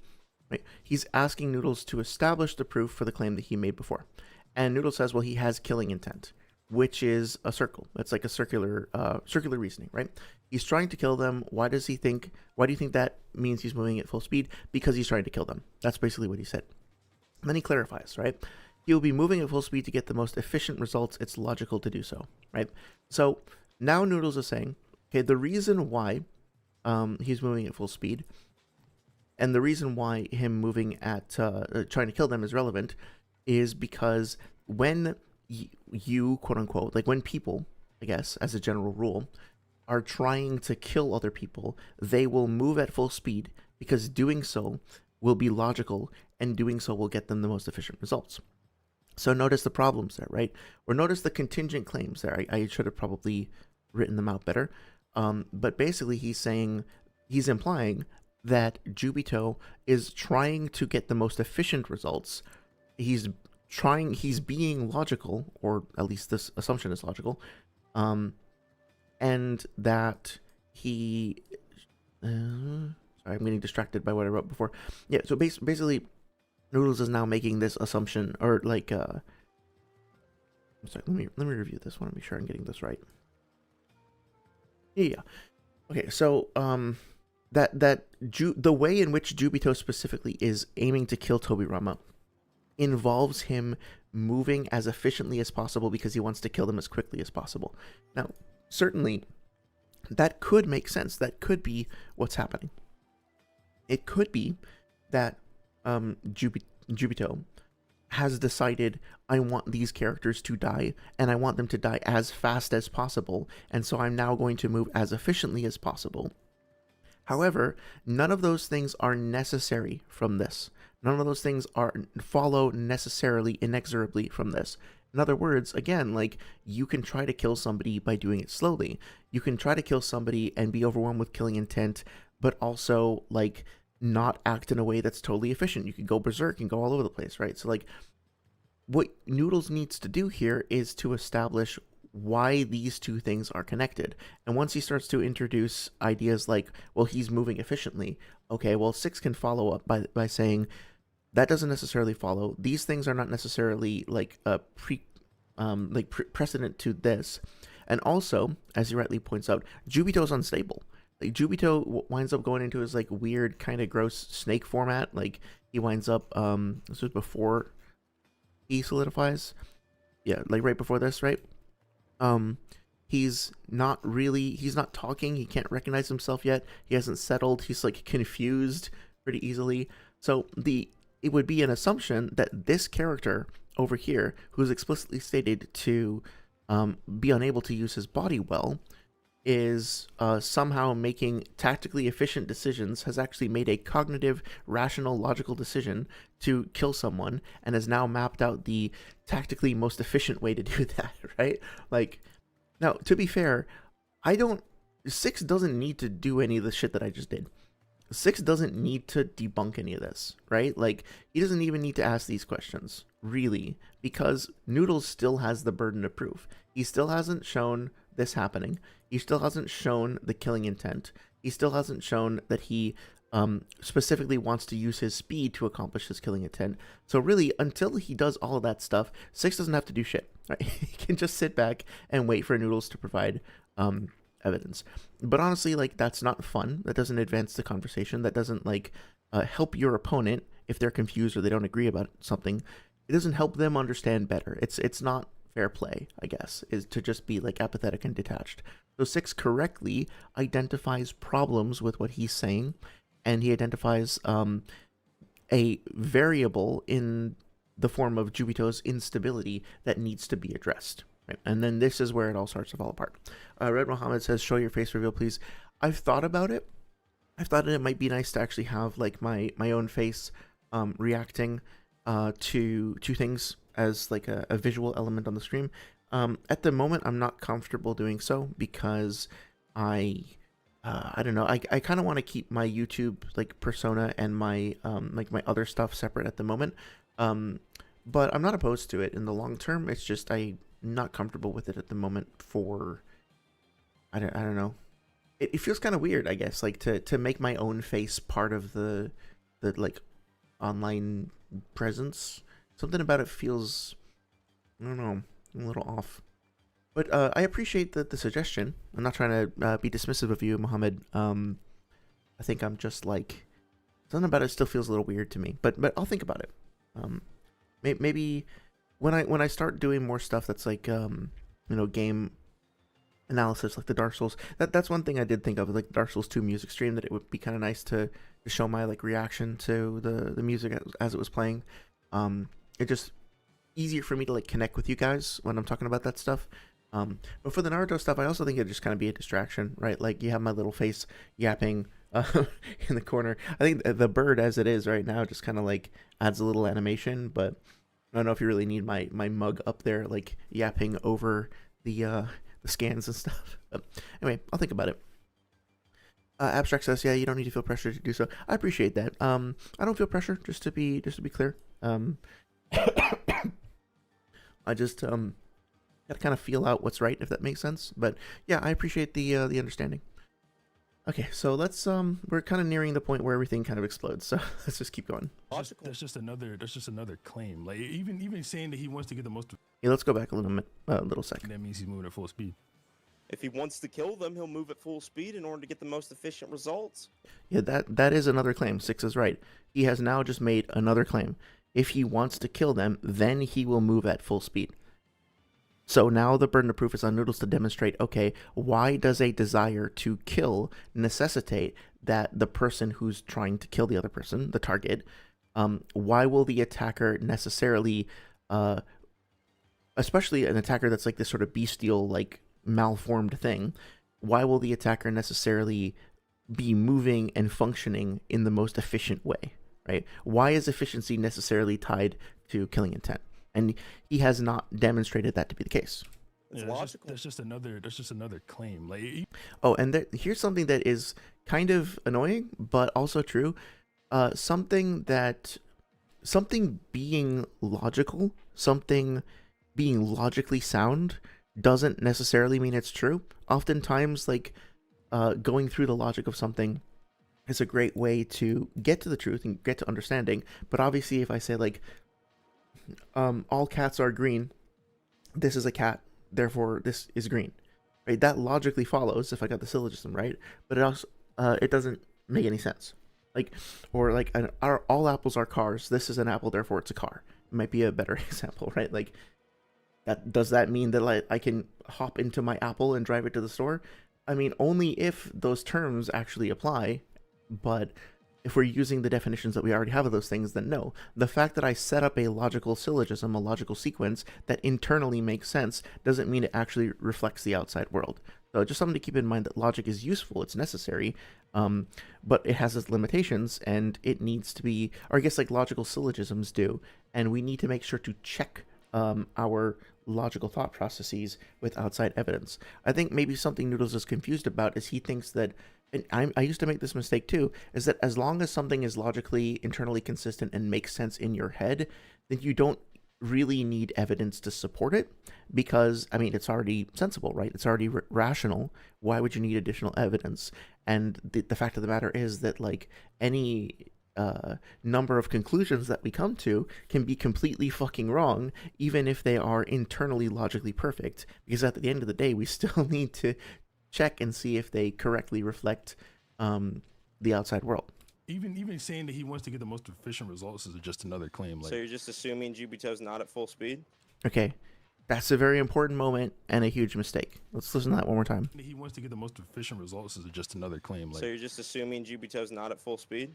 At no point did or does Six ever make any assumptions about Jubito one way or the other.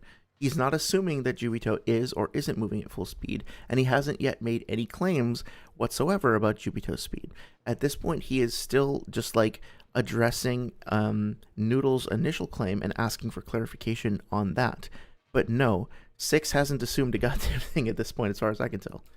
What I'm saying is, I'm not comfortable making a claim on whether or not. What if I tell you that, like, hold on, even if he's wait, let me. go ahead. What I'm saying. Yeah, I'm not comfortable making a claim on whether or not Jupiter's at full speed. I don't think it's provable that he is at full speed, and I think they're saying that Jubito, who is this like unstable, you're just skeptic about mentally unstable, fucked up monster. Well, I'm gonna ask you the same thing I asked Troy.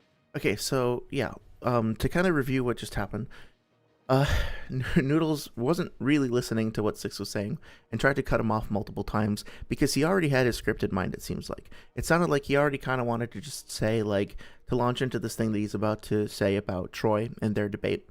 And as a result, he was basically just looking for his opportunity to deliver that payload, and now he thinks he's found it. Again, to reiterate, Six, as far as I can tell, didn't make any assumptions about Jubito's speed. He goes on to clarify kind of what we were talking about before over here, that he wonders if an unstable character can, like, really safely be assumed to be making logically efficient decisions, and that's a valid concern. That's a valid bit of clarification to ask for. And here, Noodles just straight up goes for a straw man. If you're not familiar with that term, it's basically when you... Actually, I'm not sure technically if straw man or ad hominem would be best. I think straw man probably applies best because instead of engaging with Six actual position and saying like, oh, so are you saying that Jubito is actually unstable? Here's the problem I have with your assertion that Jubito is unstable and why that's relevant to his speed. Like, to paraphrase that, because that kind of came out weird, but like, if Noodles could have said, oh, it sounds like you're saying that Jubito is unstable and therefore slower, and now I can attack that because here's why you're wrong, right? But he doesn't say that. He just says, you're just being skeptic. Now, first of all, it's you're just being skeptical, or you're just being a skeptic. I don't think you say you're just being skeptic, right? But he does say you're just skeptic about it. Maybe he didn't. Maybe that was from another debate. But he does have a tendency to say you're just being skeptic, which is weird. It's an awkward phrasing. But regardless, he says you're just skeptic about it. You're randomly and baselessly assuming that this possibility could be happening, which is something that he starts to talk about in a second. Something that Noodles, I think, struggles with is the idea that, like, just putting the word just in front of something doesn't somehow negate it, right? Like, Minato traveled faster to the battlefield than Tobirama did. Oh, that's just travel speed. It's not just travel speed, it's travel speed. Like, you putting just in front of it doesn't somehow make it go away, right? Like, I don't know, what's another example? Like, Pain survived a Six Tails Biju Bomb from Naruto, like Six Tails Naruto Biju Bomb, right? Oh yeah, well that was just a Six Tails Biju Bomb. Yes, it was. Like, it's putting just in front of it. Now, the implication there is like, well, that's unimpressive because ... there is another type of Biju Bomb that's more relevant to the conversation or something, right? Like, the just in front of it is intended, I think, to create a comparison with something else and to downplay the thing you're talking about by saying that it's not as cool as the other thing. That's fine if it does eventually lead to that. But what Noodles is doing here is saying you are just being skeptical, but then not actually addressing what Six is saying. Instead, just saying, like, the fact that you are being skeptical at all means that you are making a mistake, which he'll get into in a second. So that is a straw man. I think it's actually a form of gaslighting as well, because you're basically talking to somebody and saying, yeah, you just made a bunch of, like, legitimate concerns. Oh, wait, no, you didn't. You're just being skeptical. Like, think about, I don't know, I had, like, a global warming debate with somebody and be like, hey, here's all this evidence that I have for why global warming is happening. And then they respond by saying, oh, you're just being overdramatic. You're just being a little whiny baby. You're just, you're being hysterical. You're being overreactionary, like, okay, I might actually be pretty upset and nervous about global warming, but saying I am just being irrational or whatever, or just being like, hysterical or whatever, is not helping your position, and it doesn't actually defeat my position. It's like some kind of weird ad hominem where you're trying to say, like, because you are doing this particular sort of thing, your argument is therefore wrong, which is not how this works. Right? Six is being skeptical, yes, but he's not just being skeptical. He's not sitting there being like, no, I don't think so, no, this is stupid, no, and just sort of basically dismissing everything Noodles is saying. He is using skepticism to levy specific concerns and bring up specific challenges to Noodles' perspective. And since Noodles doesn't want to engage with that and like provide evidence and actually like have a debate about that stuff, he's instead trying to argue that the fact that Six was applying any amount of skepticism at all means that his counters can't be valid. And what that amounts to is Noodles saying anybody can just make a claim, and if anybody else challenges them on that claim and asks them for evidence, then they're just like being skeptic. Just fuck them. Like ignore them. Like they already lost because they're just being skeptic. Right?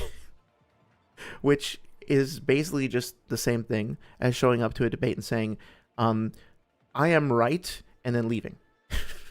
It accomplishes nothing. It shuts down the whole conversation, and it's really weird, which is why I wanted to talk about this. Omni Bumney, hey, how's it going, Omni? How's your weekend going? Thanks for stopping by. Hope you're doing okay. Should just respond with no you, now look at my argument. Yeah, exactly. I mean, that's the thing. Noodles hasn't really provided any evidence yet. So, technically speaking, if we just go with the numbers, like if Six provides one solid piece of evidence, he's already like doing one better than Noodles is.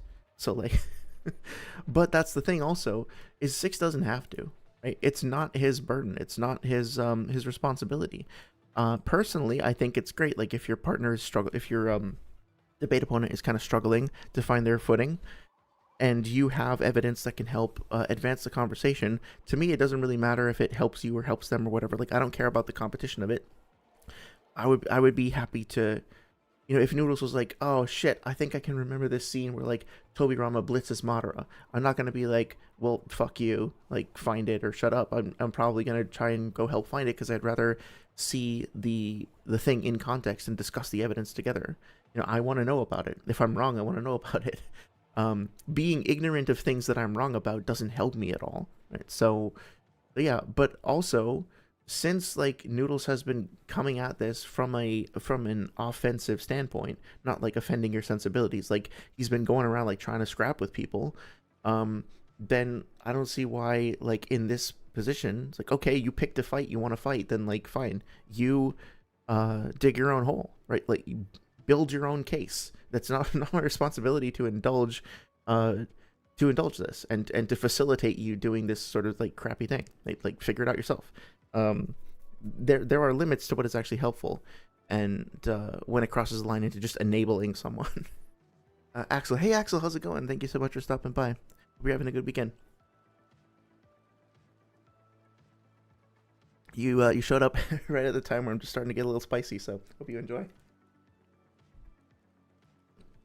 So basically, at this point, Noodles has offered nothing of real substance. Six has responded by challenging him correctly, and Noodles is now going to respond to that by saying, the fact that you are challenging me means you lose, basically. Boy, bro, if you're arbitrarily skeptic about, like, things... He's not arbitrarily skeptic. He's being skeptical towards a claim in specific ways that are specifically in response to what Noodles is saying. Is it arbitrarily skeptic? Because you have no reason... Hold on. Because you have no evidence to suggest that he's possibly holding back or not moving at full speed. So you're randomly and baselessly assuming that possibility could be happening. So now I can randomly and baselessly assume that anything could be happening.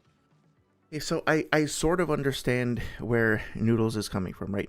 So he makes the positive claim that, or implies anyway, that Jubito is moving at full speed. And then Six sounds like he's saying, well, it's also possible that he's not moving at full speed. And Noodles wants evidence for that. He says, okay, so what's your evidence for the possibility that he's not moving at full speed? And I understand that. Like, if people are being skeptical to you to the point where they're, like, totally halting the conversation and just refusing to, like, give an inch, then I understand the desire to kind of push back a little bit.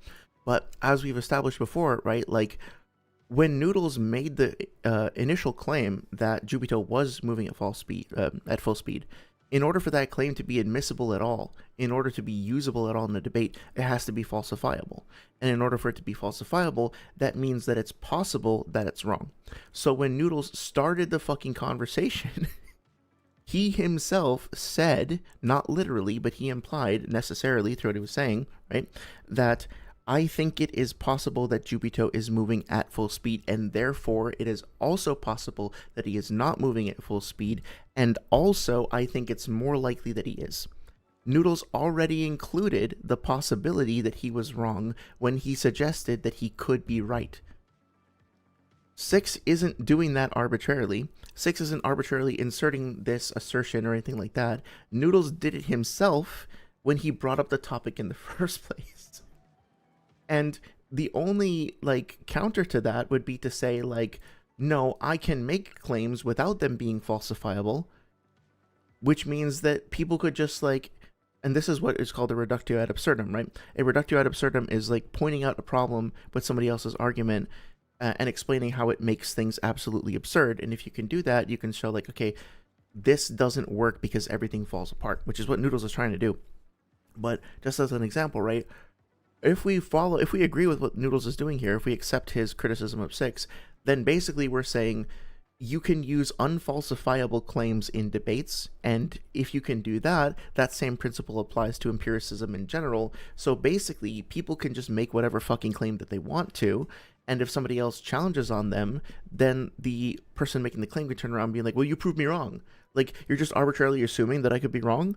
You just made up this possibility, just like off the top of your head. It's possible that I could be wrong. It's possible I could be wrong, right? Well, you prove it. Because otherwise, like, you're just being reductive to the conversation, right? That's where this leads. That's the reductio ad absurdum. And that's why claims need to be falsifiable, because if we can't interrogate them, if we can't evaluate them, then they are completely fucking meaningless. And so again, if you say, if you say Jubito is faster than Tobirama, in order for Jubito to be faster than Tobirama, Jubito must possibly be faster than Tobirama, which also necessarily includes the possibility that he is possibly not. And it's your responsibility making that claim to demonstrate why the possibility for is stronger than the possibility against. So none of this is on Six. When he starts making his claims, he'll have to go through the same gauntlet, right? I'm not, like, picking on Noodles over Six.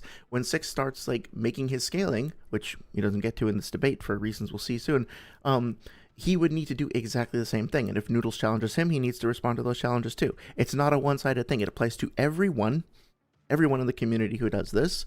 But those basic fundamental rules need to be understood if any kind of conversation is ever going to happen. So let me respond to chat a little bit. How would he even substantiate Six being arbitrarily skeptic, says Omni. We were talking about that a little earlier, and it's tricky to find the dividing line. But let me go back to one of my examples over here. So the example that I tried to come up with before was to say, like, let's say I was trying to argue that it was likely that Itachi has a tattoo on his back that we've never seen before. And my argument was that Sasuke at one point says, wow, I can't wait to have a tattoo just like my big brothers, right? So we're implying that Sasuke saw that tattoo. And you wanted to challenge me and say, well, we've never seen it, so, like, I want to debunk this point. One way that you could challenge me would be by saying, Sasuke thought he saw Itachi with a tattoo, but it was actually a scar, or it was late at night and Sasuke didn't have his, like, Sharingan or whatever, or it was actually somebody who looked like Itachi, right? And you could bring those pieces of, like, those challenges forward and present them. Something that would be less useful and be arbitrarily skeptic is you saying something along the lines of, like, oh, well, he was actually, when he said big brother, he was, like, let me get a tattoo like Big Brother up here.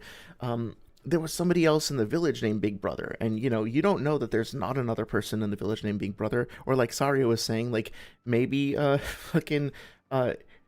maybe, like, everybody in the clan, in the, Uchiha clan, maybe, like, Fugaku goes around calling everybody Itachi, calling everybody Big Brother, right? So, like, he's just confused and out of his mind, and he doesn't know what he's saying, right? Like, there's a way to come up with, like, random ideas that have no bearing on the conversation, and then to be like, well, you just disprove all of the random irrelevant stuff that I said, or I win. But I don't think that's what Six is doing. And it's tricky to figure out where the line is between, like, being usefully skeptical and being, like just a stick in the mud and grinding everything to a halt. And I think the line is defined by whether or not you're actually addressing what the other person says. If you're pointing out legitimate problems with their statement, then you're being healthily skeptical. If you're just like randomly generating hypothetical scenarios with no direct bearing on what your opponent is saying, then you are like grinding things to a halt, and then you're being like unhealthily skeptical, I guess. It's hard to know exactly where the border lines sometimes, but here, 6 would have to, I think, say something along the lines of, I don't know, it would have to be something like, Jubito wasn't actually like maybe Jubito was actually in control and he wanted to keep Minato or like Tobirama and Hiruzen alive to torture them, and so maybe he was acting slower because he's a sadistic torturer. And it's like, well, that's possible, maybe, but again, like, what does that have to do with what Noodles is saying? Is it actually addressing his speed, or is it just kind of coming up with some like random like headcanon kind of story that doesn't have any direct bearing on, like, direct response to what Noodles' point was? Yeah. A Worm says, I can't stick around, but definitely will watch this back. This seems like a good one to get in full. Yeah, man, I really appreciate it. Thank you so much for your time. I hope you have a great night. And yeah, the VOD should be up by the end of the night, and I'll add timestamps tomorrow after work. So, thank you again. Let me see. Omnibomni says, wouldn't it be on Noodles to argue for his claim of going at full speed being the probable case? Yes, 100%. He's the one who submitted the claim in the first place, so it's his responsibility to argue for it and establish that it's likely, instead of 6 having to give evidence for a possibility. Yeah. 6 isn't even like introducing like a totally new tangential possibility. He's literally just saying, hey, Noodles, can you prove what you said? Can you like provide evidence that clarifies what you were saying before? So let's proceed a little bit. Happening. So now I can randomly and baselessly. Oh yeah, 1 second. That he's possibly holding back or not moving at full speed. So you're randomly and baselessly assuming that possibility could be happening. So now I can randomly and baselessly assume that anything could be happening. Okay, so that's the other thing too. Yeah, technically speaking, anybody at any time who's talking to anybody else can randomly and baselessly assume things. If you want to, you can go ahead and do that if you feel like it. The cool thing about like knowing a little about debating, though, is that when somebody else does that, you can challenge them on it. So let's just say for a second that 6 was actually like randomly and baselessly asserting things. Noodles, rather than saying, well, you're randomly and baselessly asserting, so now I'm going to do that, and then you'll do that in response to me, and then I'll do that to you, right? He could instead say, this is why what you just said is random and baseless. Or he could just say, well, I'm not going to engage with that because it's random and baseless. You'll need to provide more evidence, so I'm going to move on. Right? And if that's the case, he can then move on to his next scaling. 6 can try to provide some further clarification on it, right? But it's not the end of the argument, and it's not the start of an infinite regress, because all you have to do to stop that regress, all you have to do to stop that spiral, is decide, okay, let's stop here and test this right here. At whatever point you're in at the spiral, you can say, stop, hold on, where are we now logically in terms of evidence, in terms of like the progression of the conversation? Stop, calm down, and let's just talk about what's in front of us right here. And so what 6 is doing, again, is to examine Noodles' point. Noodles is saying, your examination is baseless, and what they could do is they could now discuss whether or not the examination itself is baseless. Now, granted, to be clear, this is a huge fucking red herring that Noodles is throwing in, because again, all this time that we're spending discussing whether or not this is arbitrary is time that we're not discussing Minato and Tobirama anymore. We're now no longer discussing whether or not Minato or Tobirama are faster than one another. We're discussing whether or not 6 is being arbitrary, which is fair. I mean, like, that sort of thing will come up in debates. It will come up. You'll have to address it. But just understand that, like, we have now shifted to a different topic. Now, Noodles himself will get mad in, I forget if it's the comment. I think it's a comment over here. He gets upset and he's like, I don't like it when other people instead of talking about Naruto, switch and force the conversation into a debate about philosophy and absurdity and stuff like that, which is what he's doing. He's the one doing it because he's not providing evidence and he's not engaging with Six. He's strawmanning Six and saying you're just being skeptical, and he's inserting this idea that Six is starting an infinite regress. So now Noodles is also making another claim, and this further claim is that Six is engaging in an infinite regress, which we're about to get into, or he's making arbitrary assumptions. The claim that Six is making arbitrary assumptions is also false, and is also one that Noodles doesn't substantiate. So by this point in the debate, by 2 minutes in, or 2 or 3 minutes, whatever it is, we have gone from I misformatted this 1 second. There we go. We have gone from, I think that Edo Tobirama scales to his aligned prime self. I think that Tobirama has better speed feats to Minato. Then from there to not defining Jubito's speed, not providing evidence for Jubito attacking with the seal, not providing specification on killing intent, not providing the specification for like why he'd be acting logically and efficient, not evaluating the speed feat for Minato's like or the evaluation of Minato's speed feat set and demonstrating why Tobirama is faster, not demonstrating why a lack of speed feats from or anti feats from Minato means that Tobirama is necessarily faster than Minato, not providing substantial definition or clarification on the definition between travel speed and combat speed, or rather not demonstrating why Minato's feat itself is only applicable to traversal speed and not to combat speed, not providing scans from any of this, and now going on to strawman his opponent and to insert another claim about things that his opponent is doing that are not actually happening. In the course of 2 minutes, we've gone completely off the fucking rails. And so if anybody like sees this video and they're able to glean anything from it, this would be the section that I would want to focus on and to emphasize. This is a masterclass in how not to talk to somebody about Naruto. Because we've got a shotgun of unsubstantiated claims. We've got a complete strawmanning and like low-key gaslighting of the opponent.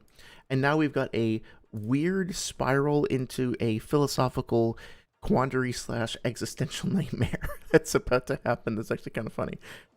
Followed by this sort of toxic acerbic screed in the comment section, which we'll get to when we get through the rest of the thing. Don't do this. Please, for the love of God, don't do this shit. Anyway, Axel says, didn't Obito just get the power of the 10 tails? How does he know what the full power is? Yeah, that's a good point. Like, we were just kind of going over that. I'm focusing more on the like rhetoric of the debate than the actual debunking of the feats for this particular stream. But you're right. Like, Obito does this feat where he blitzes Tobirama right after. This is chapter 639. This is right after he becomes unstable or becomes the 10 tails Jinchuriki. He's not talking. He's not in full control of his faculties.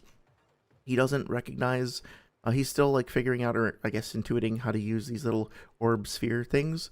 You know, like here's the thing, right? Obito has apparently killing intent towards Hiruzen right over here, right? Is he moving as fast as possible right now? Is he moving at his max speed here? Is he like moving at his max speed here? Just because he wants to fuck up Hiruzen, does that necessarily mean that he's moving at his fastest speed? Because if that's the case, then Hiruzen is capable of reacting to and partially anyway dodging Obito. And how does Hiruzen scale to the other characters? Like, well, let's look at that. Let's see where that goes, right? Etc. etc. But yeah, to your point, here we go. Like, is Obito moving at his max speed over here? Well, he's definitely not moving out at here.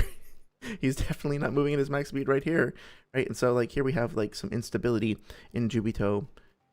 Look, if you wanted to make the argument that because Jubito is like in this sort of bestial primal state, that he would be bloodlusted and he would just sort of be instinctually moving for the kill, like I don't know, like a snake is a good example, just like zeroing in for the kill. That would be something you could argue. I don't know if I would think it would be a super strong argument, but at least you could formulate it that way and say, we know he's going as fast as possible because he's like a bloodlusted snake who's just out for blood, whatever, right? A little redundant, but you know what I mean.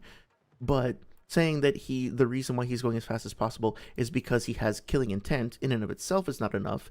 And then saying people who have killing intent are thinking in terms of efficiency, that definitely doesn't fucking work when you're talking about like this unstable monster who can't even control his own energy, who doesn't even recognize his own name, and who does shit like this.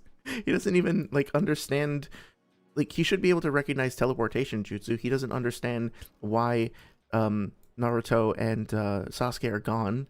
Right? He's just sort of baffled by everything.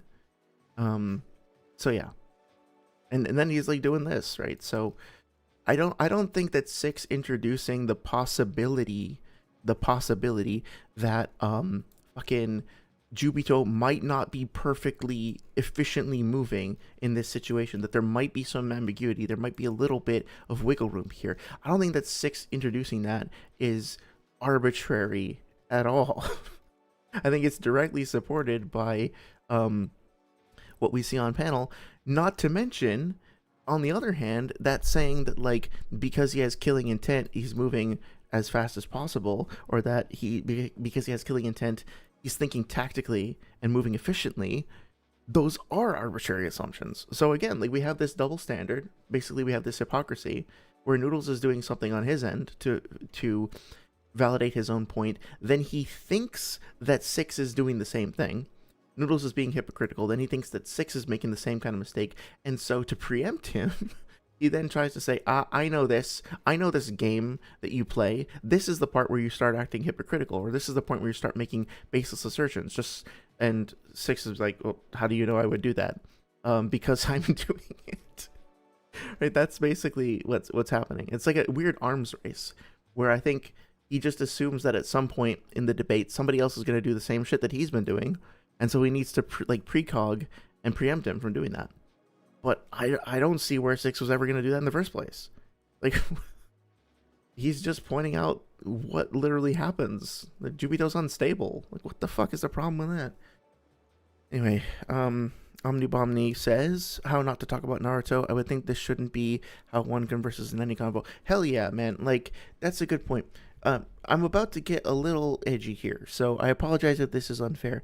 But I was thinking the other day that, like, just to be clear, if you talk to a person in your life like this, you're probably being abusive, like on some level, like low key, right? Like, imagine that your partner comes to you and they're like, you know, I feel like you've been neglecting me. We never talk. We never hang out anymore. And I would really want to spend more time with you. And I feel like you're kind of, you know, kind of scaring me a little bit with the way that you act. And then your partner says like, you respond to that by being like, oh, you're just being critical. All you're doing is being critical, and you're being hysterical, and you're just like making all these baseless assertions. Like you're just assuming that we haven't been spending time together. Like, where's your evidence for that? Like, and uses that kind of language. That sucks. It would really suck to live with somebody like that, right? If your boss does that to you at work, you know, like, that's like workplace harassment. If people shouldn't talk to each other like this. I don't know why we let ourselves get away with it in the Naruto environment. I guess because, you know, people shouldn't punch each other, but if you get into the boxing ring, it's kind of expected. I think people kind of expect that when you start a debate with somebody else, that you'll use whatever tactic you could possibly muster to annihilate your opponent. Which, hey, if you both agree to the Fight Club thing, you both just like want to participate that way, that's fine. But also kind of not fine, because it's on a public platform and other people see this and it spills out into the larger community. It does have a negative effect. It's not just in a vacuum. If it's on a private server, that's one thing, right? Or if it's on like a, I don't know, like a stage on X or something like that, and it doesn't stay up, or it just stays like within a community, whatever. It's not my place to judge other people's like internal communities. But this is a public platform, man. Like, I don't know.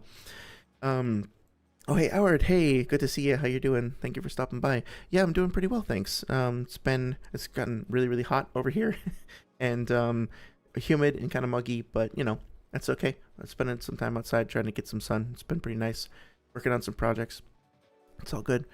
Burnt oh, I forgot the burnt toast thing. That's right. Burnt toast is lame since he's just playing games and he knows he can't argue, right? That's exactly right. It's exactly right. And I mean, I have to admit, there is a lot of the games continue to be interesting. Never fails to entertain and amuse, right? So I'm grateful for it to a certain extent because it keeps things interesting. I also want to point out, I know if this is there's something else I want to point out about the conversation with Six specifically, but we'll get to that in a little bit. Omnibomby says, yeah, it's pretty abusive, and Abstract says, I agree. Yeah, it's just one of those things where, like, I would never want to be on the receiving end of this kind of rhetoric, and I would never, if I talk to other people like this, like, I feel like I would lose friends fast, and that would be the correct response, right? Like, it's just not the way to sustain a relationship with anybody, platonic or otherwise. Howard says, doing well on this week with working right and prepping for classes this semester. Oh, excellent, cool. Got some classes you're looking forward to? Are you able to kind of choose what's on your palette, so to speak, or on your plate, whatever the term for it is? Like, hopefully you can do some stuff that's fun and like some electives and stuff like that, or are you just like kind of grinding through the requirements? I remember what that was like. Oh yeah, let's continue. It just is a reductio to absurdism. Okay, so just want to point out again, I know I harp on the Tsukiyomi stuff and all that, but the phrase is reductio ad absurdum, reduction to absurdity, reductio ad absurdum. Okay, just keep that in mind. And again, reductio ad absurdum is following your opponent's chain of logic to its natural conclusion, but then showing that it concludes in a ridiculous way. Basically just being like, yeah, if we all follow that chain of logic, then everything kind of falls apart, like that sort of thing. That anything could be happening. It just is a reductio to absurdism. It just completely is a self-defeating argument, and it's completely reduced to absurdity. It is though. That's a reduction to absurdity. Listen. I'm serious. It is. It literally reduces to absurdism. No, you're tweaking. Yeah. So it's kind of funny that like Noodles is suggesting that discussing alternate possibilities and alternate interpretations of events reduces to absurdity because technically speaking anything could be possible, or to better paraphrase it, like it kind of sounds like what he's saying is, hi, I made my claim, and then Six is like, well, your claim could be wrong, and then it was like, well, your claim about my claim could be wrong, and then your claim about my claim could be wrong, etc., etc. And so he thinks he's found the cheat code. He thinks he's found like the hack, the meta or whatever, which is essentially if you start doubting anything, then anything can be in doubt, and in which case everything can be in doubt and everything falls apart. The problem is that is actually how reality works. Like, technically speaking, I guess like different people with different faiths or whatever might disagree with this, but from a scientific perspective, like I said before, we can never really know anything 1,000% sure with like I'll just be like less hyperbolic, with 100% certainty. All we're ever trying to do in science is to get to the highest likelihood and greatest understanding possible. And there are certain things that are so highly probable that they're basically fact. They're basically like axiomatic, right? Like gravity exists and things exert gravitational forces on other things. But we know this to be the case because we do an extensive amount of research, and the conclusions that we've come to are validated every single time a gravitational interaction occurs. So not only do we have a massive body of evidence, but that body of evidence is constantly reinforced. But there is still the possibility that everything we know about gravity is wrong. There is always the possibility that tomorrow somebody will come along and figure something out and actually demonstrate that no, gravity is not what's causing the thing that we think of as gravity. There's actually a completely different force, and we've been misinterpreting it this whole time. That is true of everything. That is never going to go away, and that is not something that, like, acknowledging that reduces anything to absurdity or absurdism, or however you want to phrase it. That is just acknowledging the cards that we've been dealt as humans in a world that we're trying to figure out.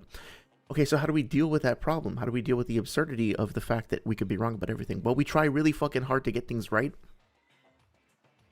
Ironically, the antidote to, like, Noodles thinks that 6 is reducing everything to absurdity to a point where, like, there would be no escape, like no solution. Ironically, the solution is, like, Noodles already showing us the solution, and that solution is to do the opposite of what Noodles is doing. If that makes sense, right? Like, all we have to do to stop this infinite regress, to stop the absurdity, to stop the, like, idiocy of it all, so to speak, that he thinks Six is doing, that Six is not actually doing, is to just ask questions and to provide evidence for those questions. At any point, if we get to something and we think this could possibly be wrong, stop, examine it, look for evidence, and see if you can figure it out. That's it. That's how we stop this. Which is just like the most basic form of conversation and interrogation. Right? So this is very strange. Howard says, yeah, I'm choosing humanities to finish year AA. Oh, congratulations. That's awesome. I haven't taken a humanities class in a long time. You're going to be doing a lot of writing, I'm guessing, right? Like, is that something you enjoy? Noodle's way to engage is absurd, says Omni. Yep, it is. And it is really, really funny. I have to give him that. The entertainment value is there, but there are unfortunately some consequences to engaging with people like that. So hence our little, discussion, study session tonight. Chill out. Hey, do you think, Howard, do you think you can get like credit for your humanities classes by listening to 4-hour-long rants on Naruto? Technically speaking, it's literary analysis, and you're contributing. So, if you need me to like sign one of those slips to give you credit, like extracurricular credit or something, I'm happy to do it. I'm serious, bro. I'm just telling you the truth of the matter. Noodles. Go ahead. Everything's calm. Go ahead. So, I have another argument, by the way. Yeah, I got you. Be on the lookout for stuff like that. I have another argument, by the way. This happens a lot in debates where like somebody will say something like drop the payload or drop the shotgun blast or whatever, and then as the other person is starting to address it and starting to make progress, the first person will say, oh, well, actually I have another argument on that. Now sometimes if the conversation is happening in good faith, then what that means is, oh, you're right, like, I'll drop this point and move on to another one because I don't think that this one works anymore. You made a good point, right? That's the idea. But unfortunately, with this arms race and all that, what will happen is that if you then take the bait there and you move on to the next topic, then they'll just say, oh yeah, like Noodles will say like, Six never addressed my first topic. And then Six could say like, oh, well, you said we were moving on. You had another argument you wanted to bring up. Yeah, but you never addressed my first one. And so we went on to the second one because you never and they'll count that as a victory because they pivoted away and got the other person to shift their focus. Now, 99% of the people, hopefully, that you ever talk to about anything won't do that. But when it comes to like Naruto debates specifically, for whatever fucking reason, I've seen this shit happen before. So I hate to make people jaded and say like you need to be on your guard at all times. But unfortunately, some people have made it such that we now do need to be on our guard at all times. Because if you're genuine and if you like actually just assume like the benefit of the doubt or whatever, that will get used against you. It fucking sucks. And it's not your fault. But it will happen. So just depending on who you're talking to. I don't think Six would do that. I don't think Shot or Weeaboo or Virtue or Sage would do that. But Seth might. Just saying. Noodles definitely would. Anyway. It just seems like let me go up. Howard says, I could ask, but I doubt it. Doesn't mean I wouldn't bring up a topic. That's fair. Let me know if I could be helpful, but no, I didn't actually expect that would be the case. Omni says, it just seems like childish temper tantrums. I get so angry when my word is not automatic law for people. Yeah, I mean, like, he's basically having...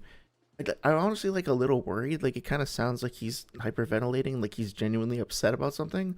I'm not sure what's happening, but he doesn't sound happy. He doesn't sound like he's having a good time.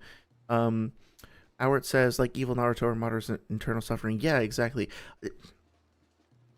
There are actually really good, like, moral lessons about resolving internal conflict and turmoil in the series.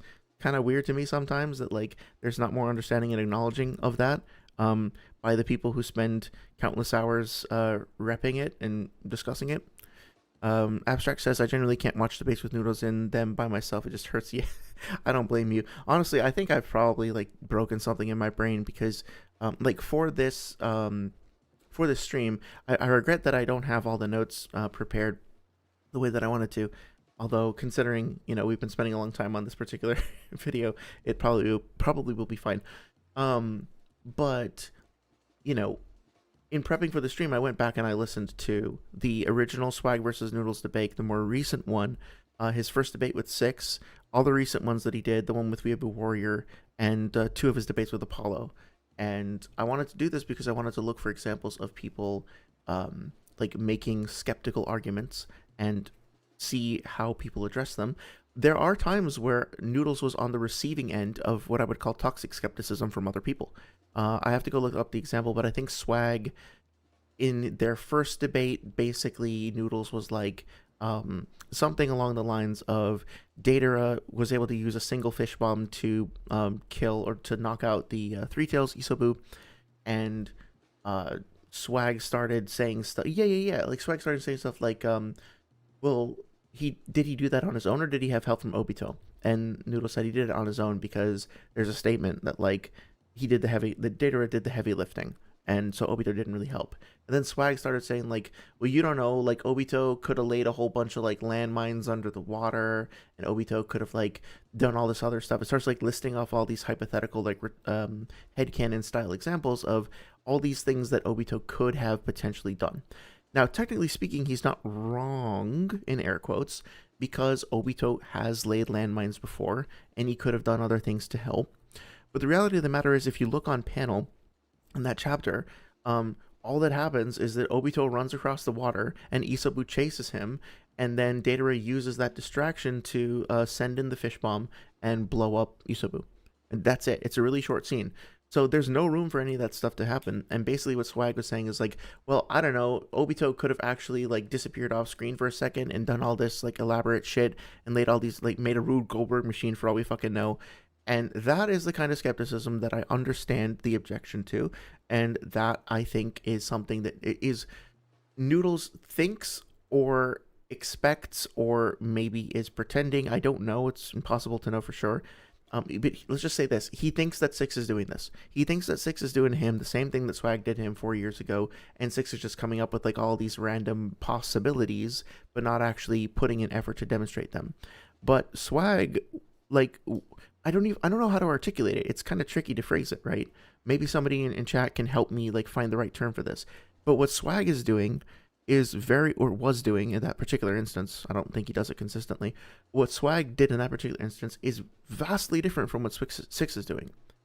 Can somebody help me like find the right word for it? But you know what I'm saying, right? Like, hopefully you guys can see the difference in those two examples. Like, hopefully it's apparent that saying, hey, Noodles, you haven't actually proven yet that Jubito did this, versus saying, well, I don't know, Toby could have like, built an explosive, Toby could have like had like explosive fish, sharks and whales and shit that were like under the water that were forcing Isobu to the surface. So like some random shit like that that's technically possible but completely out of pocket, right? There's a difference. Anyway. Abstract says, yeah, Noodles isn't the only example, but he is a prime one of that kind of approach to debating. Yeah, and I know yes. I won't speculate more. I don't think it's fair for me to comment too much on anybody else until I've seen their stuff. But yeah, from the video that like Seth did a reaction to one of Noodles' things, and it kind of sounded like Seth was of a similar mindset is all. But I don't know. I haven't heard him debate in a while. Thankfully, I have no interest in that.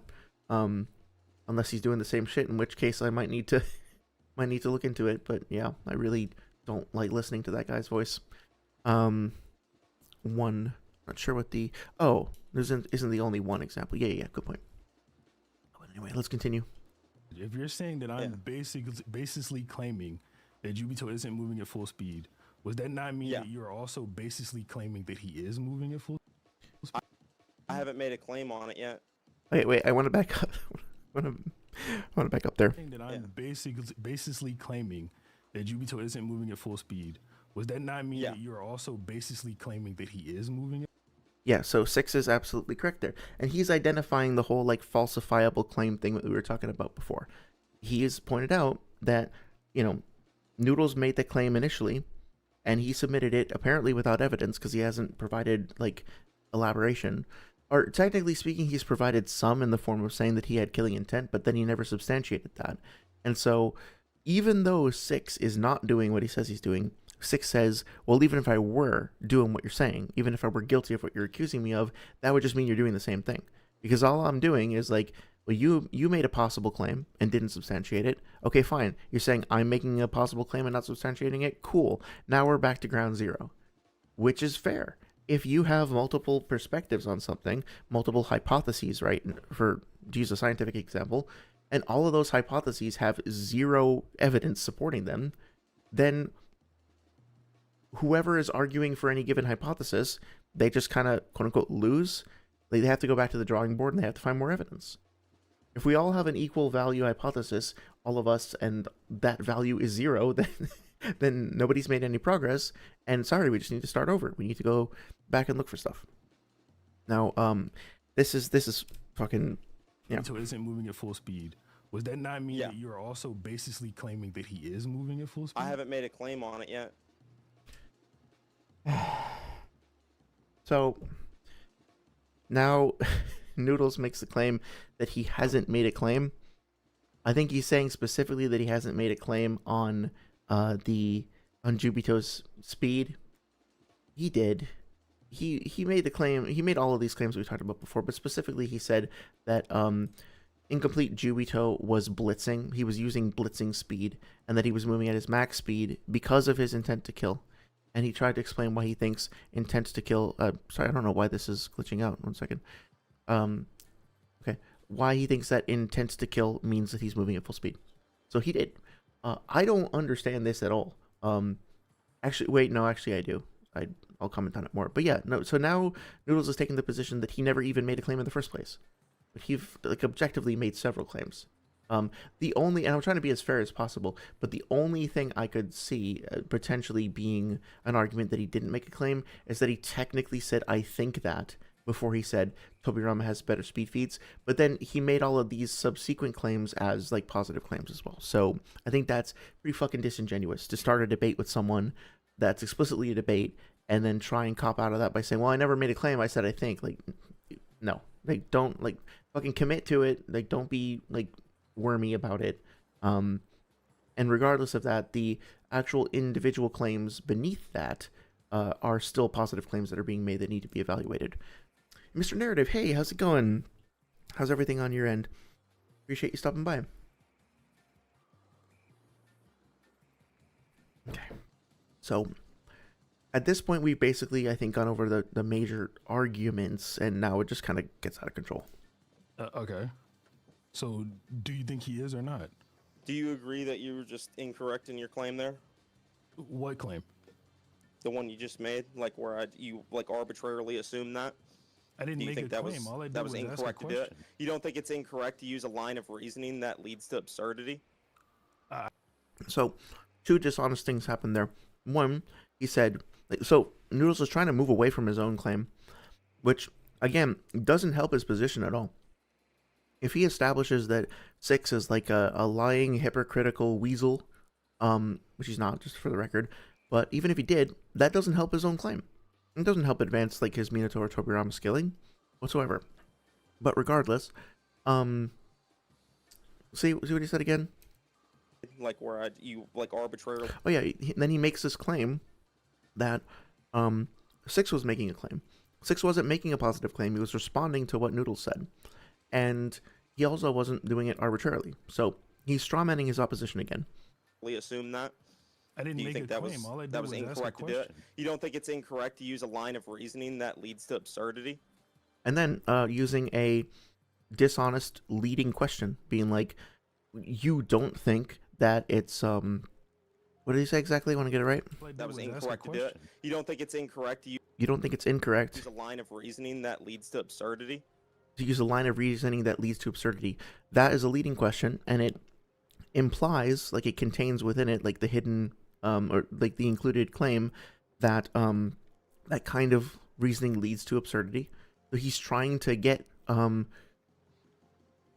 he's being a bit manipulative and trying to get 6 to just start to engage in this idea that, like, to basically put 6 on the defensive and manipulate 6 into arguing about this, like, well, no, I didn't actually say anything that was absurd, blah blah blah, right? And then trying to take the conversation down that road instead of engaging with the scaling or anything like that. So that's pretty shitty. I don't think it does, but I didn't make a Yeah, claim. it does. All It I does did was because ask a question. if you achieve absurdity, then you can't derive meaning from the narrative itself. I don't think that I've achieved absurdity. What I'm saying is, Technically speaking, that's also a claim. If you've achieved absurdity, you can't derive meaning from the narrative. I don't know. There might be some truth to that. I'd be curious to investigate that further. But that's a pretty oddly worded and pretty specific claim. That, again, Noodles is not exactly going to say, like, oh, here, like, let me break this down and demonstrate evidentiarily why you can't, or maybe he will, maybe he'll try to. But, like, he's basically made a claim that, like, if you engage in an absurd argument, then you can't, like, understand or derive meaning from the narrative. And I don't think those two things are connected.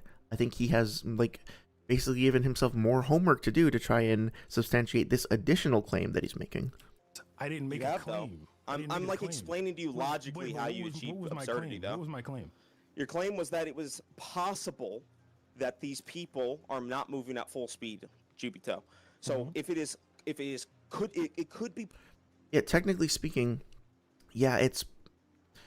So if you really wanted to, you could try to flip things this way, and you can try to say that, like, yes, 6 is technically making a positive claim by saying that it is possible that Jubito is moving at full speed, or that he's possibly moving not at full speed. That is technically correct by a certain from a certain perspective, that 6 is making a positive claim there. But it was in response, it was offered initially as a question or a clarification to what Noodles was saying before, right? So Noodles started by saying he is moving at full speed, and then 6 comes in saying, well, can you prove that? Noodles was already in, which implies that it is possible that he is wrong, but Noodles already included the possibility that he was wrong with his initial statement, right? So again, that goes back to the falsifiable claim, burden of proof stuff that we talked about before. It's not really going to help Noodles at all if he tries to be like, you now need to prove and justify why it's possible for me to be wrong, right? Like that doesn't achieve anything positive for his position, right? Possible that he's not moving at full speed, then it also that's also one of those things that I think is axiomatic, right? Like at any given point, it is possible for somebody to either be moving at full. Sorry, let me rephrase that. At any given point with any given character that is moving, it is possible that that character is moving at full speed or not moving at full speed. That's one of those things that seems like an axiom to me, right? Because a character who is in motion is either moving at their maximum speed or not moving at their maximum speed. Both of those things are possible by necessity, by definition, by what it even means to move in the first place. So I don't think that 6 even needs to demonstrate that this is the case to justify his skepticism here, because his skepticism really is just acknowledging the axiomatic truth about motion. He's just saying, yeah, we already understand via the axiom that characters could either be moving at max or not max speed at any given time. So again, the burden of proof is on Noodles to demonstrate why his interpretation of this being a max movement speed feat is correct and more likely than a sub-max movement speed feat. None of this has anything to do with 6's burden of proof. This is all still on Noodles. Could be possible anything, and you can never derive if anyone is ever doing anything ever, because those possibilities reduce to. Yeah, that I don't know if you heard what 6 said there. Possibilities entail their negation, right? That's what I was trying to say. He said it much more eloquently and succinctly. Possibilities entail their negation. Absurdity. Your arguments are regressive to power scaling itself. You can't even derive meaning from anything in terms of power scaling. Like 6, I hate to tell you this, but you and Troy have the same beliefs in that you're just like. You're tweaking. I mean, like, it's also important to notice what he said there, right? What did he say to 6? Your beliefs are contrary to power scaling itself? Oh, that panel of Kabuto looked cool there. Ever, because those possibilities reduce to absurdity. Your arguments are regressive to power scaling itself. Sorry, I was pausing because I was just trying to get the little panel of Kabuto there. I probably shouldn't waste my time with this. Sorry, one more time. Because those possibilities reduce to absurdity. Your arguments are regressive to power scaling itself. Okay, so Noodles has the absolute fucking audacity to say your arguments are regressive to power scaling itself, which is like the funniest shit I've ever heard, or it would be if it wasn't so sad. This whole time, Noodles has accomplished absolutely diddly squat in terms of establishing the speed of his character. He hasn't like actually managed to successfully finish a line of argumentation demonstrating a speed feat or anything like that, let alone an AP feat. All he's done is misconstrue, strawman, gaslight, whatever you want to call it, his opponent, and lead the whole conversation down this incredibly like weird, rambling, pseudo-philosophical discussion where he misinterprets and misunderstands the burden of proof, doesn't understand like falsifiable claims, doesn't understand what it means to like challenge a claim. Everything he's doing and saying throughout this entire thing is like explicitly contrary to power scaling. Just like including the part where he then hypocritically turns around and says, no, it's actually you. It's not me. You're the one who's the problem. You six are the one who's regressive to power scaling. Not me, the one who like has been tanking this entire fucking thing. So this is like I don't even know if there's a word to describe this particular kind of disconnect from reality, but here it is for all of us to enjoy. Omnibomni says, what? Power scaling only works under the assumption that people are always moving at max speed. So to be fair, I can imagine a situation where we're talking about a fight between two people. And let's say you and I are having an argument about, like, or a debate about Tobirama versus Minato. Or actually, here's a better example. Like, you know the scene where Naruto is fighting Pain? This is something that I know fairly well. I think it's like 440 or something around there. And Naruto blocks like several punches from Pain. It's a little before this, sorry.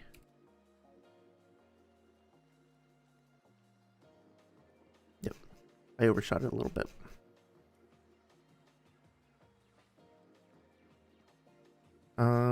Yeah, by quite a bit actually. Damn, I was off the mark. Okay, well, we're almost there. I'll show you what I mean. Give me a little break too from the video. Okay, so at the scene where like Pain is in 433. This is after Naruto loses Sage mode for the first time. He's waiting to get his Sage clone back from Fukasaku, and he's getting pushed back, and like he blocks 1, 2, 3, 4, 5, 6 punches from Pain, and maybe some more over here, right? And then is able to from the Tendo, the Deva path specifically, and then is also able to intercept this, right? And so let's say we were having a debate, and one of us was saying like, well, Naruto is relative to Pain because you can clearly see that he's able to block all of Pain's punches. And then I was like, okay, well, can you prove that in this particular instance that Pain was moving as fast as he possibly could have? Okay, and then after that, can you prove that over here he was moving as fast as he possibly could have? And then over here, and then over here, and then over here, and then over here, right? And then like, can you, and then, oh, he almost manages to catch Naruto over here. But Naruto blocks it. Okay, wait, can you prove that Pain is like moving as fast as possible and stabbing as fast as he possibly could? And then like Naruto kicks him and Pain like resists the kick, he blocks it, and then he manages to survive. Yeah, but can you prove that Naruto was really like kicking as hard as he possibly could and his foot was moving as fast as he possibly could over here? And he was putting as much as force as possible, and was he really rotating all of his hips into the like, you know, like I think that what Noodles is trying to do in principle is he's trying to avoid a situation where he gets into that shit. And to be clear, that would be really fucking annoying. I'm assuming that somebody, at least one person listening to this, heard me do that. And like, it sounded like nails on a chalkboard. And I apologize. I felt like I had to do it to make my point. But like, yeah, can you imagine being in a debate with somebody for 2 hours and that's all they do? Is that they just like, you know, make a little nitpick about every single tiny little thing? Now, technically speaking, again, I think it is reasonable to want to prove that all of the feats that you're talking about and evaluating are actually like at max speed or whatever, so that you know you have as much confidence as possible that the feats that you're using are reliable and meaningful and relevant and all that stuff. But at a certain point, if you just like watch the fights in the anime in particular, but also in the manga, or just think about fights in real life, people are like constantly changing their speed and their power. If you've ever even like gone to a boxing gym and just like hit a heavy bag, or done like a boxing workout for an hour, the idea that you're constantly hitting at full power, even when you're trying to win, even when you're like, this is it, I've only got a few seconds left to get these hits in, you are never consistently hitting with the same amount of strength for the most part, or with the same amount of speed, unless you're extremely skilled and under very specific circumstances. Things are constantly moving all over the place.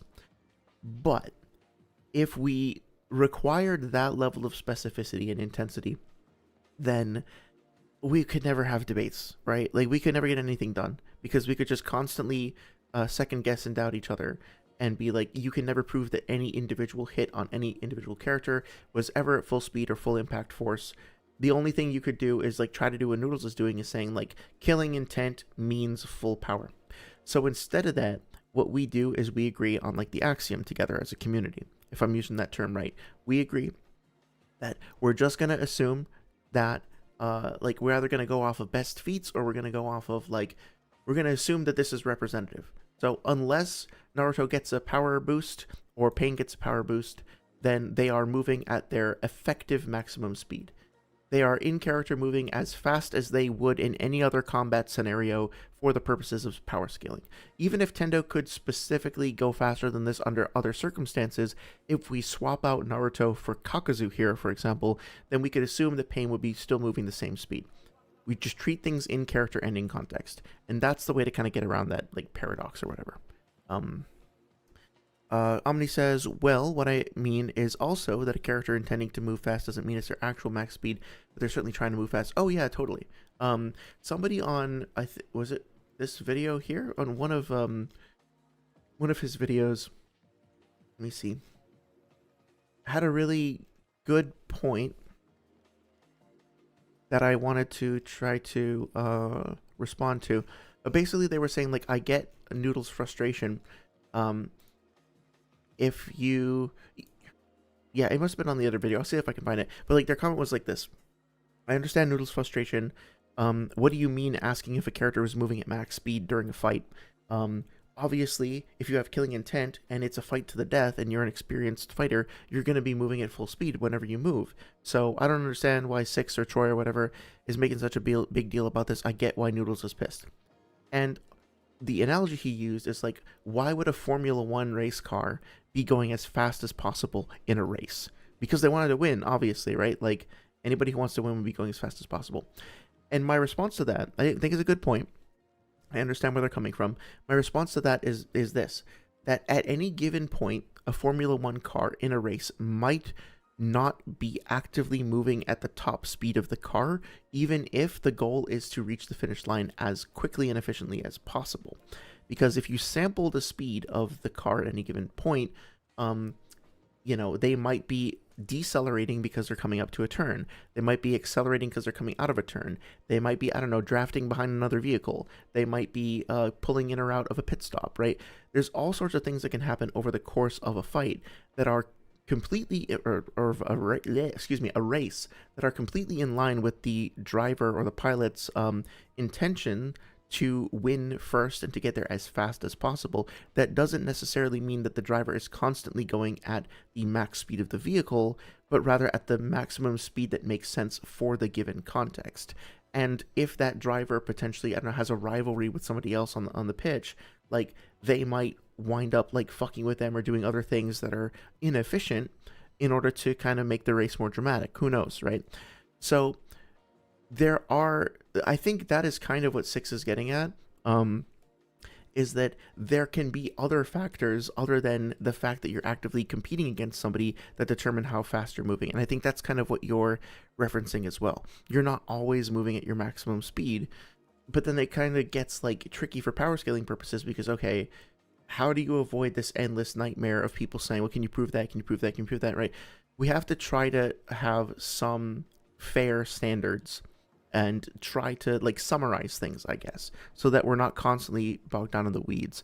But what I think Noodles is doing is like completely oversteering and like driving off the other side of the road, by saying, hey, no, nobody can question things. Because if you question things, then you're being regressive. That's not literally what he's doing. Like, I'm being a little hyperbolic, obviously, but like that is not that far off the mark. Like, person A makes claim, person B, can you prove that? Person A, this is now a philosophy debate, and you're being a solipsist. I'm leaving. You smell. Like, come on. Omni says, and you would just say when trying to beat someone, you'll get more force with greater speed. So why would they not intend to move fast? Yeah, I think that's valid, right? Like, if you are trying to incorporate like speed into your like striking force, that makes sense. Like, when Night Guy attacks Madara, I think it's probably fair to assume that he's moving at his maximum speed there, right?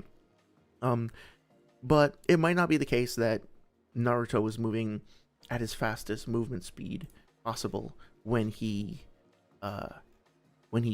launched this kick. Probably kicked pain as hard as he could, though, right? Like, that's reasonable. It really depends on the context. I don't think we should assume that Naruto was like holding back with his throw, right? Like, I would never look at this and be like, well, yeah, Naruto is bloodlusted, but can you prove that he's like throwing this as fast as he possibly can? Because it would be completely out of character for him to like try and throw it with like a flimsy, like limp-wristed, like lame throw or something, right? But it's easy to understand from this context why that's the case. That context doesn't apply to the Jubito thing. This guy is somewhere in this ball. Oh, I'm sorry, I missed a thing. With scaling, it's more so like getting a gauge, not getting a specific set speed, but like this guy's somewhere in this ballpark. Yeah, that's fair. That's totally fair. I think that's what the purposes of the tiers are, right? Like, usually when people are comparing people to other people, especially cross-verse, but inverse as well, you're not gonna have people pulling out like specific joules numbers or whatever. You're gonna have people saying, this guy is mountain level, that other guy is island level, right? And that's pretty much where they're going to leave it. And that's fine. Like, that's sort of the point of places like VS Battles Wiki, right? Is that they're trying to come up with shorthand and easily and more accessible terms and categories to simplify these conversations. It's just important not to oversteer and try to shut down the entire nature of the conversation itself, if that makes sense. You can't even derive meaning from anything in terms of power scaling. Like, Six, I hate to tell you this, but you and Troy have the same beliefs in that you're just like tweaking out. Universally skeptic about things, and you can't be that way because if you're a global skeptic, you run into self-defeating contradictions and paradoxes. Okay, so again, all of this is just a straw man. Nothing about what Six said was globally skeptic or universally skeptic. I understand why Noodles thinks it is, but he's not actually listening to what Six is saying. If what Noodles was describing was true, then that would be some sort of like a global skeptic type thing. And global skepticism, just like default constant de facto, or what would you call it? Like knee-jerk skepticism towards everything is regressive, but that's not what Six is doing. Paradoxes that are continual. Make claims that you can't prove, what? And then when they're questioned, you can't prove that. You couldn't even prove it could be possible because it also could not be possible. Hold on. Yeah, you have no idea what even defines the realms of possibility. Hold on. Yeah, like everything Six is saying there is correct. It's hard to hear him. Hard to hear what he's saying for some reason. But he's correct. Possibilities entail their negation. Yes. Possibilities entail their negation? Yes. What are you talking about? They entail their negation? When you say something is possible, that inherently means it's also not possible. Yeah, and this is very pay very close attention to this moment. What Six said is absolutely correct. That was what I was saying before about, like, you know, falsifiable claims kind of imply the possibility that they are wrong. But listen to what Six says and then listen to what Noodle says in response. When you say something is possible, that inherently means it's also not possible. So what Six says is that it inherently means it's also not possible. I think that was phrased somewhat imprecisely. I think a better way to phrase it would be like, if you're arguing that something or suggesting that something is possible, you're also suggesting or admitting the possibility that it might not be possible, right? But the way he phrased it kind of sounds like he's saying, if you say that something is the case, you're also saying that something isn't the case. When he was trying to say, if you say that something is the case, you're saying it might be the case, and thus also might not be the case, right? But of course, Noodles is not the sort of person who is going to try to listen for the spirit of what you're saying. He latches on to the letter of what Six is saying, misinterprets his overall meaning, and I think he thinks that Six said, if something is, it also isn't, and then this happens. Or how does it all inherently mean it's also not possible? Okay, noodles. That violates the law of non-contradiction. Something can't both mean something and not mean something at the same time, and follow the laws of classical logic. I would bet good money that Noodles can't like recite the laws of classical logic, but that's fine. In a stupid way. Listen, what I'm saying is, if I say something is possibly the case, that means it is also possible somewhere in there that it's not the case. That would be the side you're on, right? So if yeah, perfect. That's great. He clarified it. He cleared things up. That was perfect. I'm saying that it's possible. I never said it. I took a side. No. Oh, okay. Well, I never said I took a side yet. Fine. Calm. Which, that is like the rattiest thing. I'm not even going to say rattiest thing, because rats are cute and smart and intelligent and clever. That's the wormiest thing I've ever heard. Like, now he's so desperate to cling to this point, and his only goal here is really to try to, I guess, like, embarrass Six. So now he's just trying to even move away from the idea that he made any points at all, to put this all on Six. He started the fucking conversation. He wanted the conversation in the first place. He laid out the premises. He chose the VS battle, like he chose the characters. He made the initial claims about the characters, and then he made the statements that were like trying to support those claims. That's all on him. And now he's saying, well, I didn't actually take a position. Yeah, he fucking did. He absolutely fucking did. It's so ridiculous. So you took a side on it. What I'm saying is you took a side on it, and you don't have any evidence for it, so that's a baseless skepticism. Also, Six didn't actually take a side. He didn't actually take an assertive position and say, like, I think that, and here's my position, that my perspective, my argument, that Jubito is moving more slowly, did he? He never said that. He never made any sort of positive affirmations about Jubito's max speed. All he did was say, you might be wrong, so can you give me some more evidence, because I'm not convinced yet. And more specifically, like, he was even less vague about it, right? He was more direct in saying, your, like, claim doesn't follow from your evidence, and so you need to provide more justification. And Noodle's response to that is like, well, I never made a claim, you made the claim. Like, fuck you. Calm down. It's a baseless skepticism, bro. Noodles.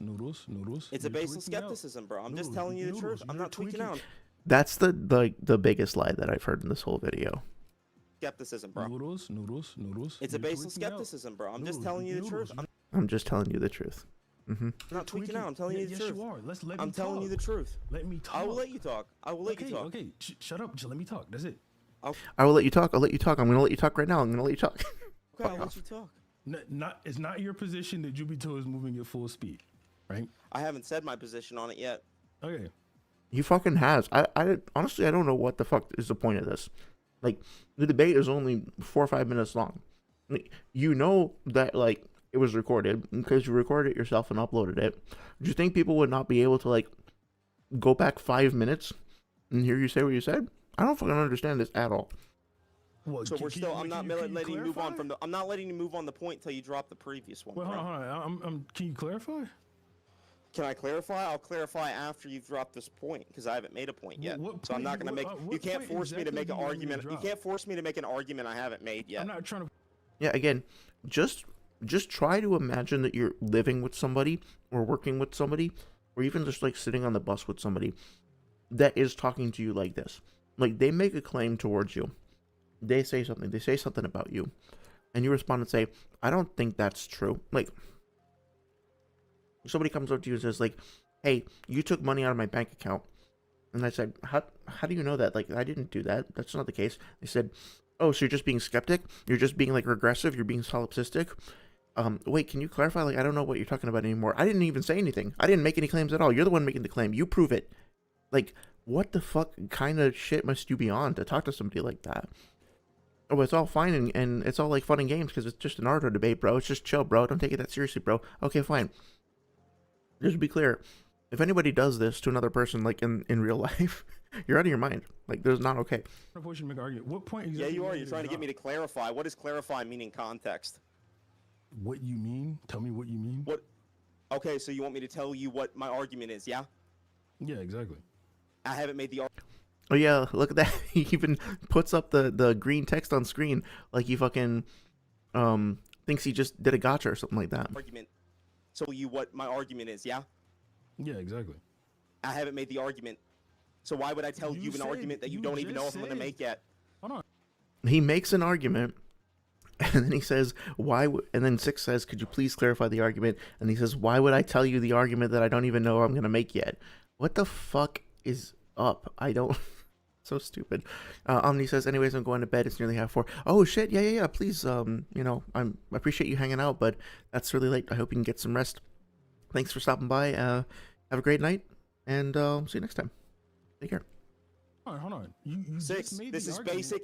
What you're asking me to clarify my argument to you because you want me to listen, take a stance when I listen. haven't taken a stance. I'm using your own skepticism against you. No, you see how aren't. easy it is to be Noodles, universally Noodles, you're skeptic and how I. Yeah. So here it kind of reveals the whole point. Noodles never came into this conversation with the intention of having a debate about Minato versus Tobirama. He doesn't give a shit about that, at least not for the purposes of this conversation. He doesn't appear to be really interested in the actual scaling, the actual arguments, the actual scans, the actual manga. The whole point of him coming in here was that he had a conversation with Troy, which we can talk about in a little bit. Maybe next time. I'm not sure if we'll have time tonight, but it's next up on the docket. And over the course of that conversation with Troy, he got mad because he thought Troy was doing a global skeptic thing. Troy, I guess, is connected in some way to Six. I don't know what their relationship is. It's none of my business. But Noodles felt that the next thing to do to, I guess, vent his frustration from the previous debate was to go to Six himself and to challenge him with the same shit. He showed up basically just to complain about the fact that he lost to Troy and to bemoan this whole skeptic thing by saying, "Look, Six, see how easy it is when you and your goons, you and your people make these stupid arguments."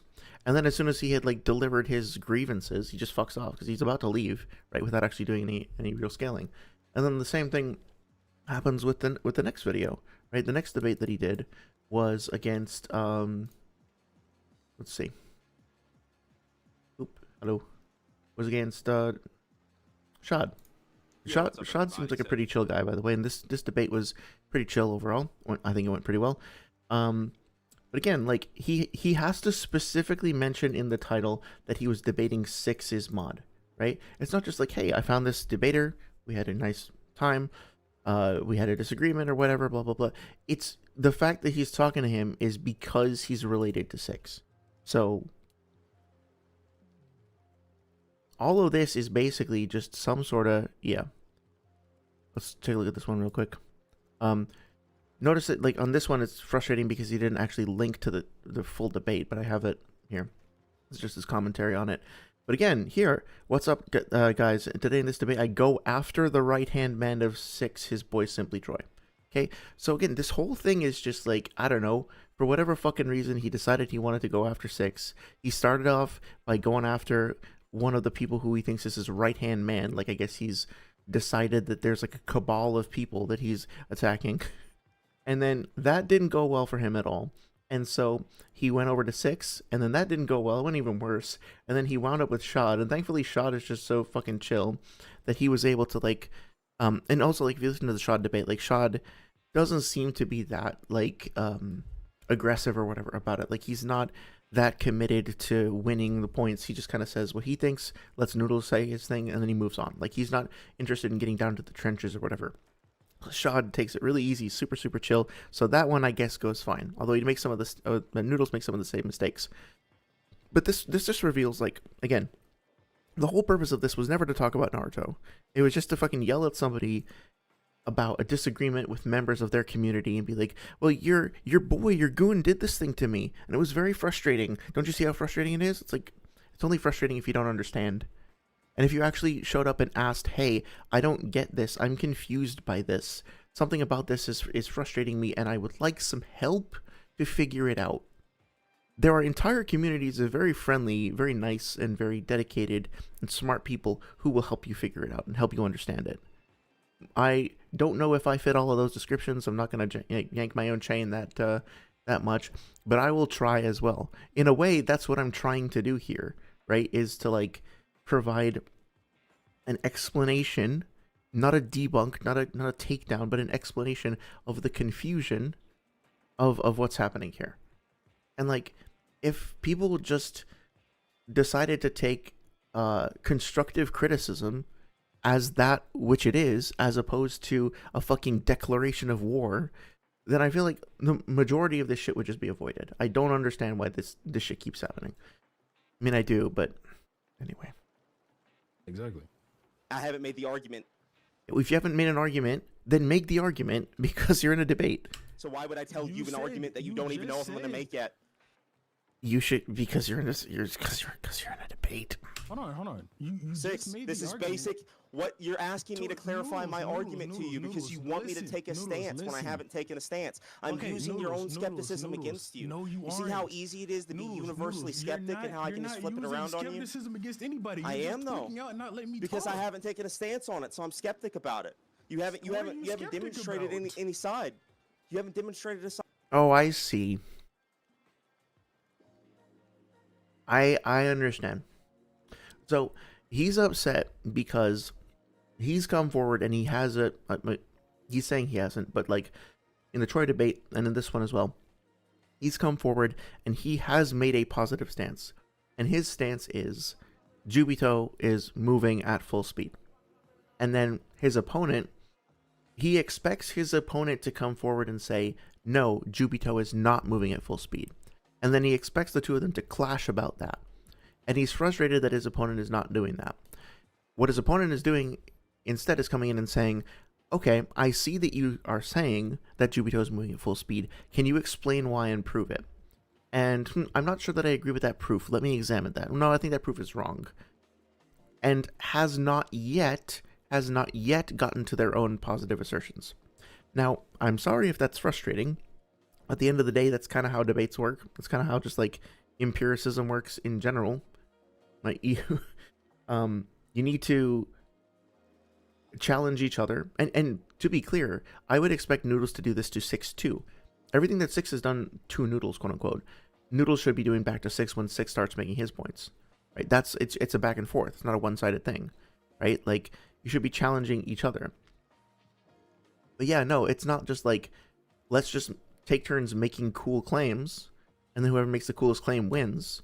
Like, you're going to get challenged. And the thing is, like, I've listened to Noodles debates for years now, and I know, and I can back this up with all these fucking notes that I have, that he does the same shit to other people too. He has done, back since his first debate with 6 4 years ago, where he asks for evidence and clarification and says, no, that could just be, or that might just be, or you don't know that for sure, like, we just don't know, like, all that shit, all the time. But I guess now that it's starting to come back on him, he doesn't want it anymore. Okay. But this is still how debates are going to go. People are going to make claims and then you're going to get challenged on them. You're not going to get away from that. Side of it yet. You just arbitrarily assume something. No, okay, but 6, you have to demonstrate it though. You're having a panic attack. Cool. No. What's the evidence? Look, you're getting emotional. You're having to attack me instead of my arguments. Ad hominem. And what? Ad hominem. No, and ad hominem would be ad hominem. You were wrong. Okay, so I don't even really need to explain why this is bad, right? Like, 6 is getting emotional, sure. Noodles is also emotional, so it's hypocritical to try to point that out. He incorrectly uses ad hominem.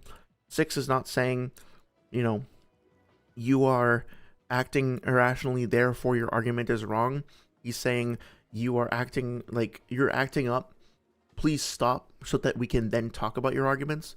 So 6 is not doing an ad hominem. Noodles is instead being hypocritical and misapplying the ad hominem to label 2-6 when he himself is the one who is, I don't know if it's actually an ad hominem actually, because he's not really debunking his, using it as part of his argumentation. He's just sort of incorrectly applying it to his opponent, talking over his opponent, being critical of his opponent supposedly for being like getting emotional, when he's just sort of yelling over his opponent like a petulant child. Also, I think he pronounces ad hominem correctly once, And then, I don't know, he starts inventing words because he starts saying ad hominem. I don't know what the fuck an ad hominem is, but I guess we're talking about something else now. Reductio to ad absurdum, motherfucker. Let's hear that again. Let's hear the dulcet tones of the Noodle Man one more time. No, an ad hominem would be ad hominem. You were wrong. Reductio to ad absurdum, motherfucker. Reductio to at absurdism, motherfucker. I mean, honestly, I feel like I should just like retract the rest of the video because clearly I was wrong. Like, I was out here saying like reductio ad absurdum and stuff like that. But apparently, what was it again? Let's hear it one more time. I just want to make sure I get it right. No, an ad hominem would be ad hominem. You were wrong. Reductio to ad absurdum, motherfucker. Reductio to at absurdism. I'm sorry for misleading you, my friends. Apparently, the correct pronunciation was reductio to at absurdism. I'll stop being sarcastic. I'll stop being an asshole. I feel like if you're going to yell at somebody and say that they're being regressive to power scaling itself, you should at least know how to fucking pronounce the logical fallacies or techniques that you're using. It's reductio ad absurdum. It's not that hard. It's not that hard to get that right. I'm not even sure if he's using it right. He's trying to say that 6's position leads to absurdity. At least that is technically reductio ad absurdum. But he doesn't really understand 6's position, so he can't make that claim in the first place. Doesn't even know how to say the things that he's accusing his opponent of, or the techniques that he's trying to use on his opponent. What the fuck? No, that's not Reductio to ad absurdism. Oh, you know it's really true when you repeat the same stupid mistake louder. Reductio to ad absurdism, motherfucker. No, that's not Reductio to ad absurdism. Reductio to ad absurdism. Hey, I'll see you later, 6. Later, bro. Peace. Okay. Peace, bro. Was it funny? Was that funny? Must have missed something. Peace. Peace, Are you bro. leaving? Yeah, I'm leaving. I'll see you later, 6. You and Troy lost the same way. Okay, it's cringe. Aloha, hey, how's it going? Thank you for stopping by. You came in right at the spicy part. 10 out of 10 debating. Yep. We're gonna have to invent a scale that goes up to 11 for Noodle Man over here. Because that was some next level shit. Just not in the good way like you want. So after whinging for a full minute to the point of like mic peaking that 6 was not making any, like, taking a stance, he just leaves before he gets a chance to make a stance, which is again hypocritical. Like, if you actually want to debate with somebody and engage with somebody who's making points and then challenge those points and go back and forth, stick the fuck around long enough for them to do so. You know, I don't know if y'all remember the debate he had with Swag Kage, the first one, which incidentally was on 6's channel, by the way. We'll talk about that in a second.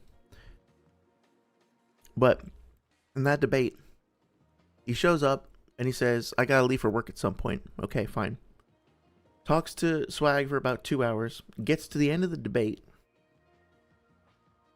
and then says, I gotta go to work now. Sorry, let me clarify. He mostly does his own scaling, and Swag challenges him on some things, but doesn't really present his scaling for Pain. Doesn't talk about Pain scaling at all. Right? Swag was repping Pain's, Noodles was doing Kakuzu. Doesn't talk about Pain scaling at all. Doesn't talk about any of his feats. Doesn't talk about any of his abilities.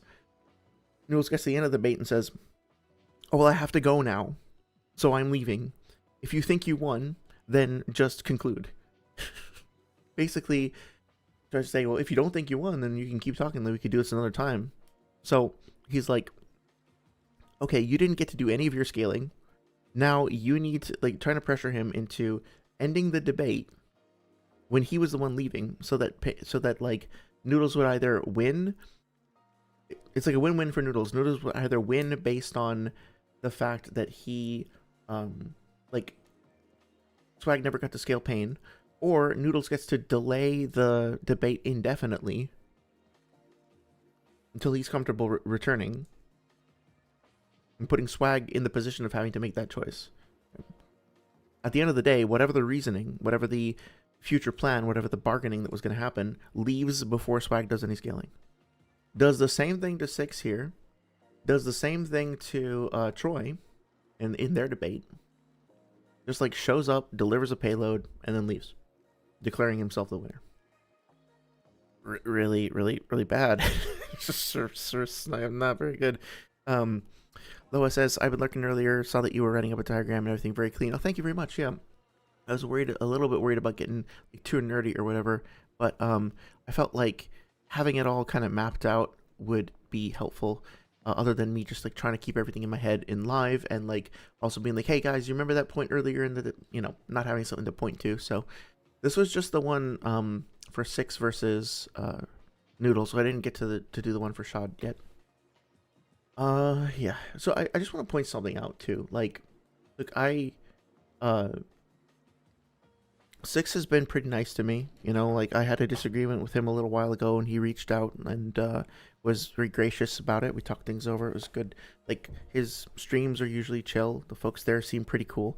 Shad in particular is always like, I wanted to say he's always a hoot, but it makes me sound like a fucking boomer.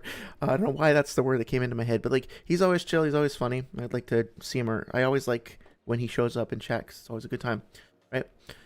Apart from a couple of little things that rub me the wrong way that I talked to Six about directly, like I haven't ever had any problems with him, and I, don't really understand why anybody would based on my engagements with him and his reputation in the community and stuff like that.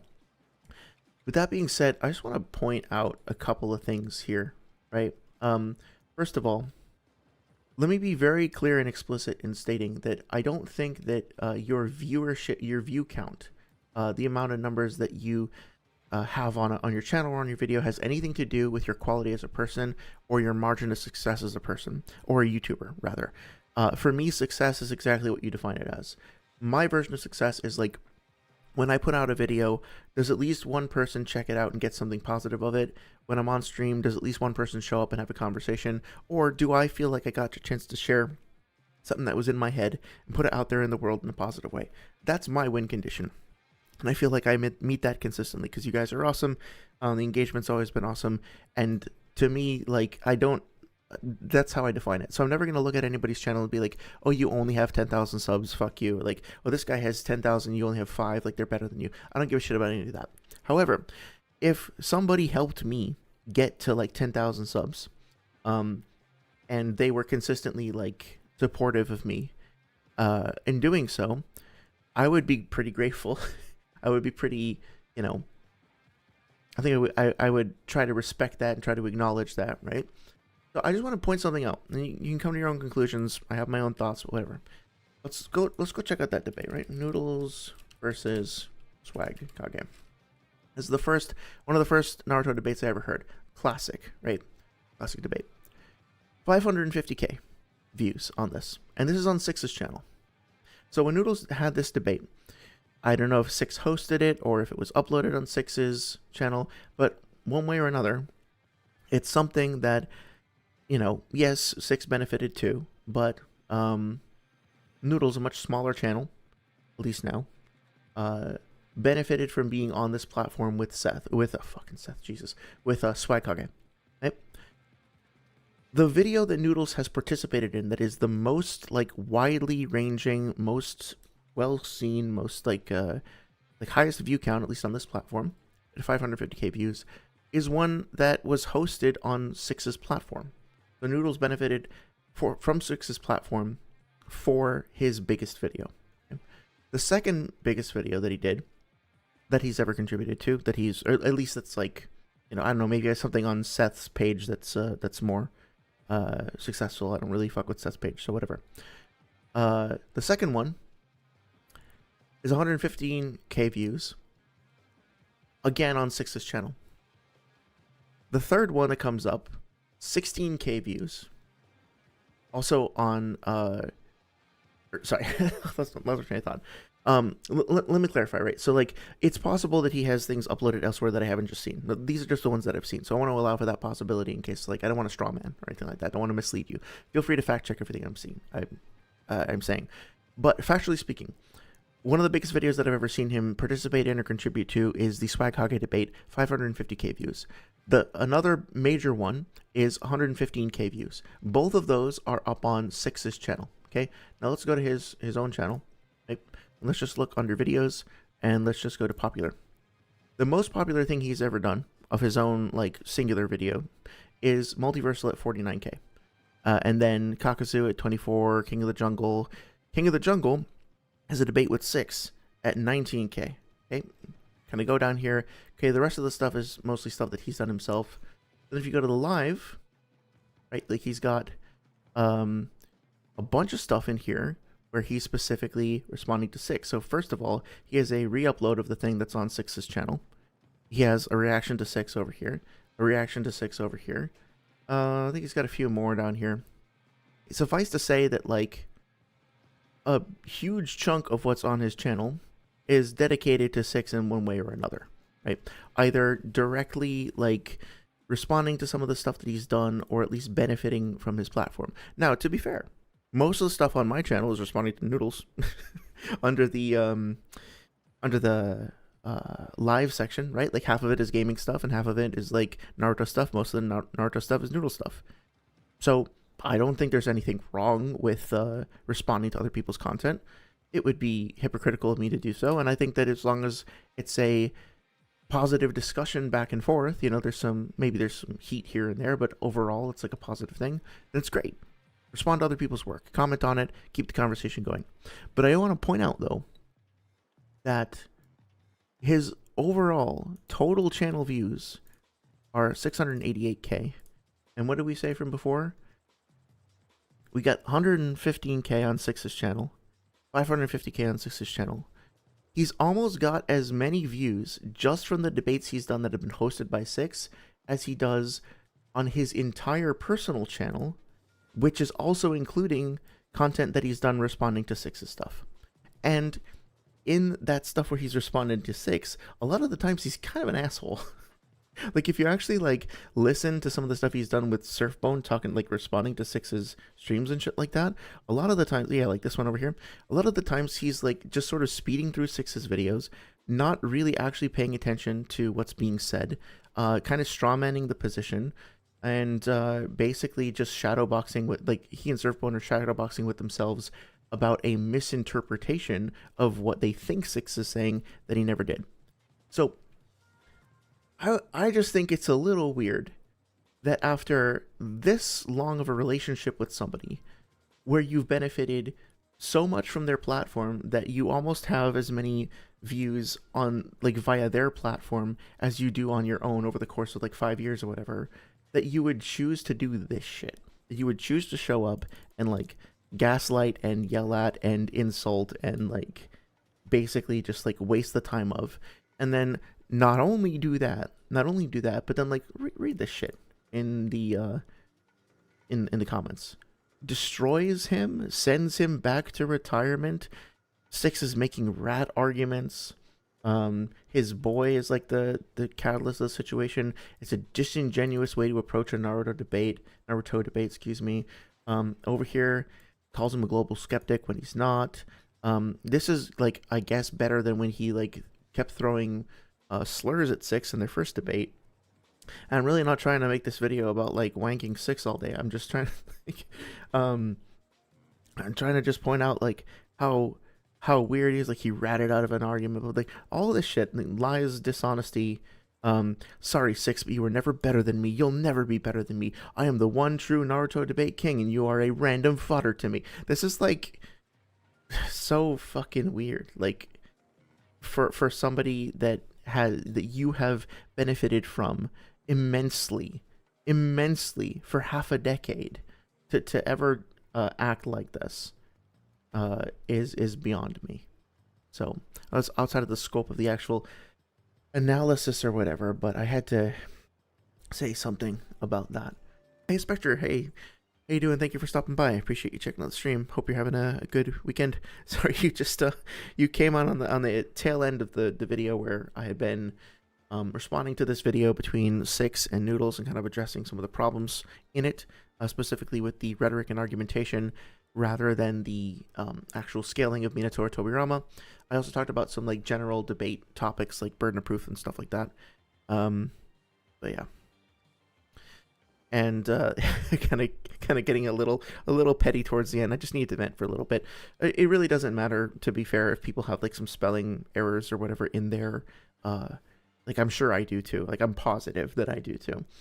In their YouTube descriptions or whatever. It's just when you go out of your way to like bother other people for quality of work issues, then you're kind of putting yourself up for scrutiny as well. So yeah, low key, if you can't get around rat skepticism, the argument probably isn't that good in the first place. Yeah, that's a good point. I mean, like, especially if you're engaged in like the more competitive aspect of debating, is you should probably like be aware of that and kind of come prepared with a way around it, as opposed to just deciding to leave. But not that we should encourage people to be wormy towards one another, but yeah. Let's see. It's super easy to get around the rat. Just use a reductio or establish a likelihood. I think the problem that Noodles committed here, the mistake that he committed, was to think that that's what Six was doing, and so he preemptively deployed what he thought was going to be this like meta bomb that just shut down the whole conversation. But the problem was that he was like shadowboxing, right? Like Six didn't actually do the thing that he thought he had done.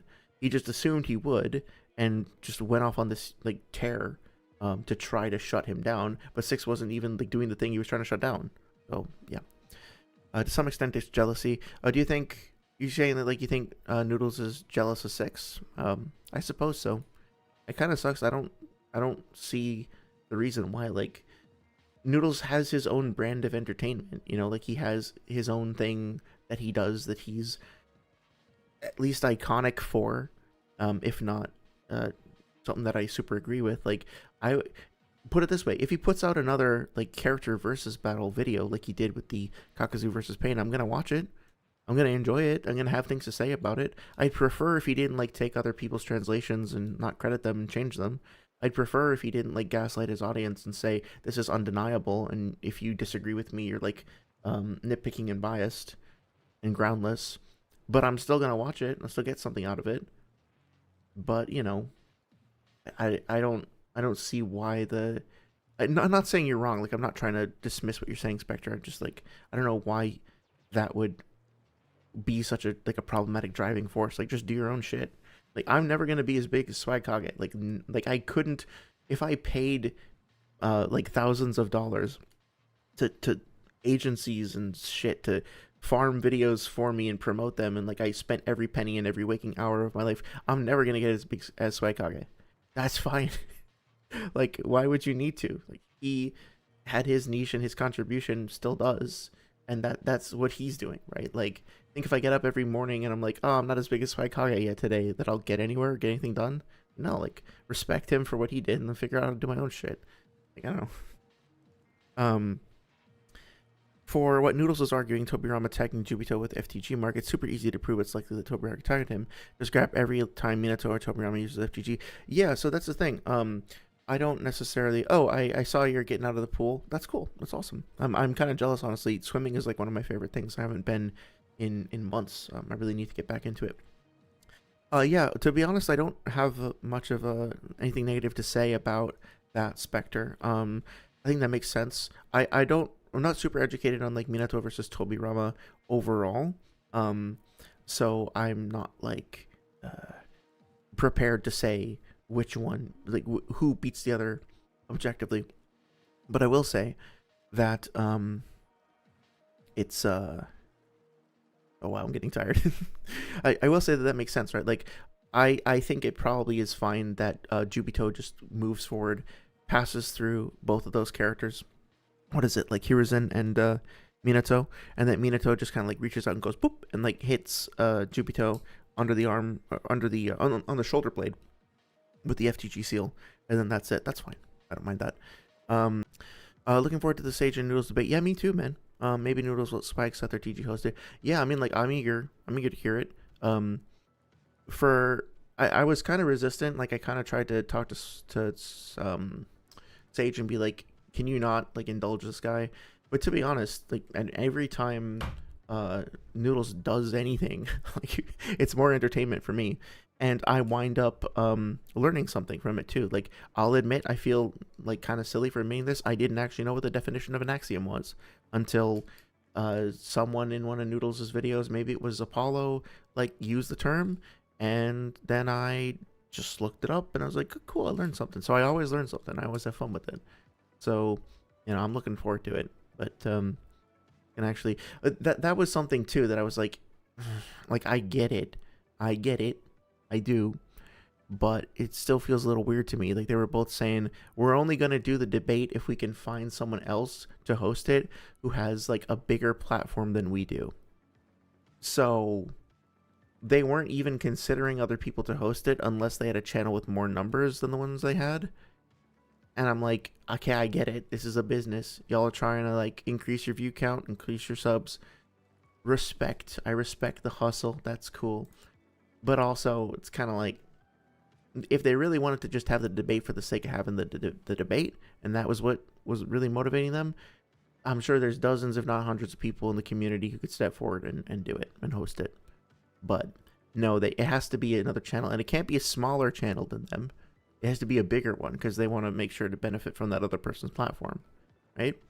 So, and not just like from another person's platform, from their viewership count that is more than theirs. So, whatever. I'm not in YouTube for the business, so it's not really my place to talk about the business side of it. That's what works for them. That's what works. But I mean, like, it's definitely gonna narrow the pool of applicants, so to speak. I think TG would be great. TG seems super chill. Like, he's stopped by the stream a couple times, I think. He's like left positive comments on shit. He's always a chill dude to talk to and easy to get along with on streams. He knows quite a lot as well. Produces content consistently. Like, he's a rock solid guy as far as I can tell. So I think he would be great. I hope they go with him. I think Swag would be a good choice, but the thing is, like, he and Noodles also have history, and I think they're on good terms, but like, I don't know, it might make more sense for them to go to another neutral platform, because too, if we're talking about like mutual benefit, like, Swag doesn't have anything to gain at this point from hosting Noodles again, like, but TG, bringing in people from the debate community, like collabing with Six and Noodles, you probably could. That's not like a sneak diss at TG. I realized that it kind of sounded that way, but no, like, I just, like, Swag doesn't seem like he's currently trying to like push to grow his channel consistently. Like, that's not a focus of his as far as I can tell. Maybe it is, I'm just not seeing it. But TG, yeah, he's like constantly putting stuff out, so like having a big like showdown collab host thing could be good for him. I definitely put in a vote of confidence there. Yeah, pretty much just an analysis of the topic. Pretty much, yeah, just do an analysis of all the arguments and other people's reactions. Spectre, yes, I'd be willing to do that. I think I'd start by going over the chapters, and trying to review, like, to make sure I understand everything correctly. But then go from there. But yeah, that'd be fun to do. Yeah, I'm in the same Spectre in Sage's server. Okay, gotcha. Yeah, cool. Figured, but I thought I should ask just to be sure. Curious, do you ever plan on making more videos instead of just streams? Yeah, I do. I'm trying to figure out how to work it into my schedule because, to be honest, these past few streams have taken a lot out of me in a good way. It was fun and everything, but like I said earlier in the stream, I listened back to probably 10 or 15 hours of different like debates that Noodles had done over the past 2 weeks, and took a bunch of notes, and then like went back and listened to certain parts again, and then did some research. Like, I probably spend like somewhere between 2 to 4 hours of research and prep for every 1 hour that I do on the stream. I think it's actually more like 10 hours listening more than actually, let me think about this. It was like, no, it probably was probably 10 or 15. And so I really do quite a lot of research for the streams, and it's fun and I love it, but I also am kind of realizing that I'm not giving myself any time to to work on other stuff, And so I'm going to need to figure out over the next few months how I'm going to do a balance. I have a few videos that I started working on. I worked on one that was on like the opening episode of Avatar, The Last Airbender, and everything that it does amazingly well.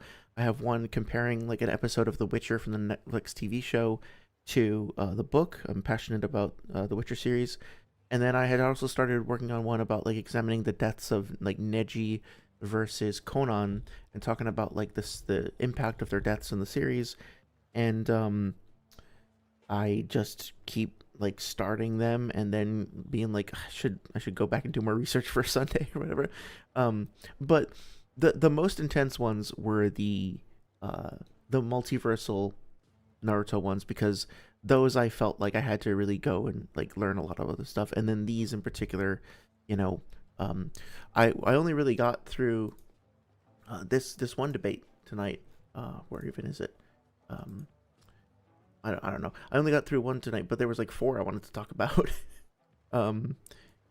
And so, you know, it's just one of those things where I could go for another like 2 or 3 streams talking about this particular topic, and so now I have to figure out what do I want to do with that. But yeah, anyway, and as you can see also, a very simple question, I could have just answered yes, right? Instead, I felt I had to say all this shit. I've just been talking for 3 minutes straight. So, you know, I gotta kind of figure out where to do my schedule. But yes, I do want to do them. I think the next one I'm gonna do is gonna be another short manga review, just to kind of get back into the swing of things, and then probably the Avatar one next. But I'm open to suggestions always. And then Spectre also says the exposure is worth it, but yeah, they should just go to Swag or Seth. Then they're the biggest in the com, or just go to TG, who's bigger than them both. Yeah, that's totally fine. And look, again, like, I want to be clear that I'll be a grumpy old man sometimes on stream, and I'll be like, I don't understand what fucking kids these days are doing it this way, right? But like, everybody has the right to make the decision that's right for them, and just because I don't understand something doesn't mean that like it's objectively wrong or that I'm in the right or anything like that. Obviously, Sage knows what the fuck he's doing. He's got an awesome platform, awesome community, and he continues to build it. So, like, I think whatever he decides to do, like, he clearly knows what the fuck he's doing, like I said before. So I respect him and his platform, and I support whatever decision he makes. I'll be eager to see whatever the video is that when it comes out, or the debate whenever it happens, or whatever other video he makes. Like, hopefully that seems fair. I do think, just personally, like anecdotally or whatever, I think it's a little weird to just like exclude smaller channels, because why not kind of flip it? Why not be like, let's specifically find somebody to host who we really like, who's a really great platform, really great content creator, who is smaller than us, and let's help elevate them by giving them a shot to host like 2 bigger names. Like, that doesn't sound doesn't that sound like a little bit nicer? I mean, like, they're doing fine, right? They're making, Noodles is gaining subscribers, Sage is gaining subscribers. Why not like help somebody else out and help bring them up? But that's just me. Like, I don't know the business side of it. It's just my opinion. Okay, so my voice is starting to give out, so I think I should go. Oh, I got a fellow grumpy old man. That's great. I hope people got something out of this. I think the last hour or so, I wound up kind of going off the rails a little bit and getting a little drama-y. So I apologize if that was a little less informative or less helpful or whatnot. Hopefully you got some enjoyment out of it regardless. The main thing I wanted to emphasize here, and that I hope I got across, is that at the end of the day, like, just when you're talking to other people and you're making claims, you're talking about anything, debating anything, just be aware that of the burden of proof. Be aware that when other people challenge you and give you feedback, that's an opportunity for you to grow. Don't just automatically dismiss anything somebody else says as skepticism, because it technically counts as skepticism. Like, actually listening to what they're saying, see if their claims actually challenge your perspective in a positive way.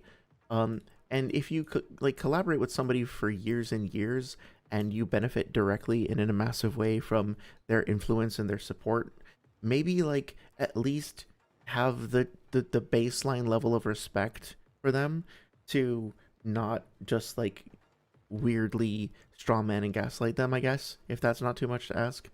But yeah, I appreciate you guys sticking with me for a bit of an extended stream. Hope it was a fun and informative journey for y'all.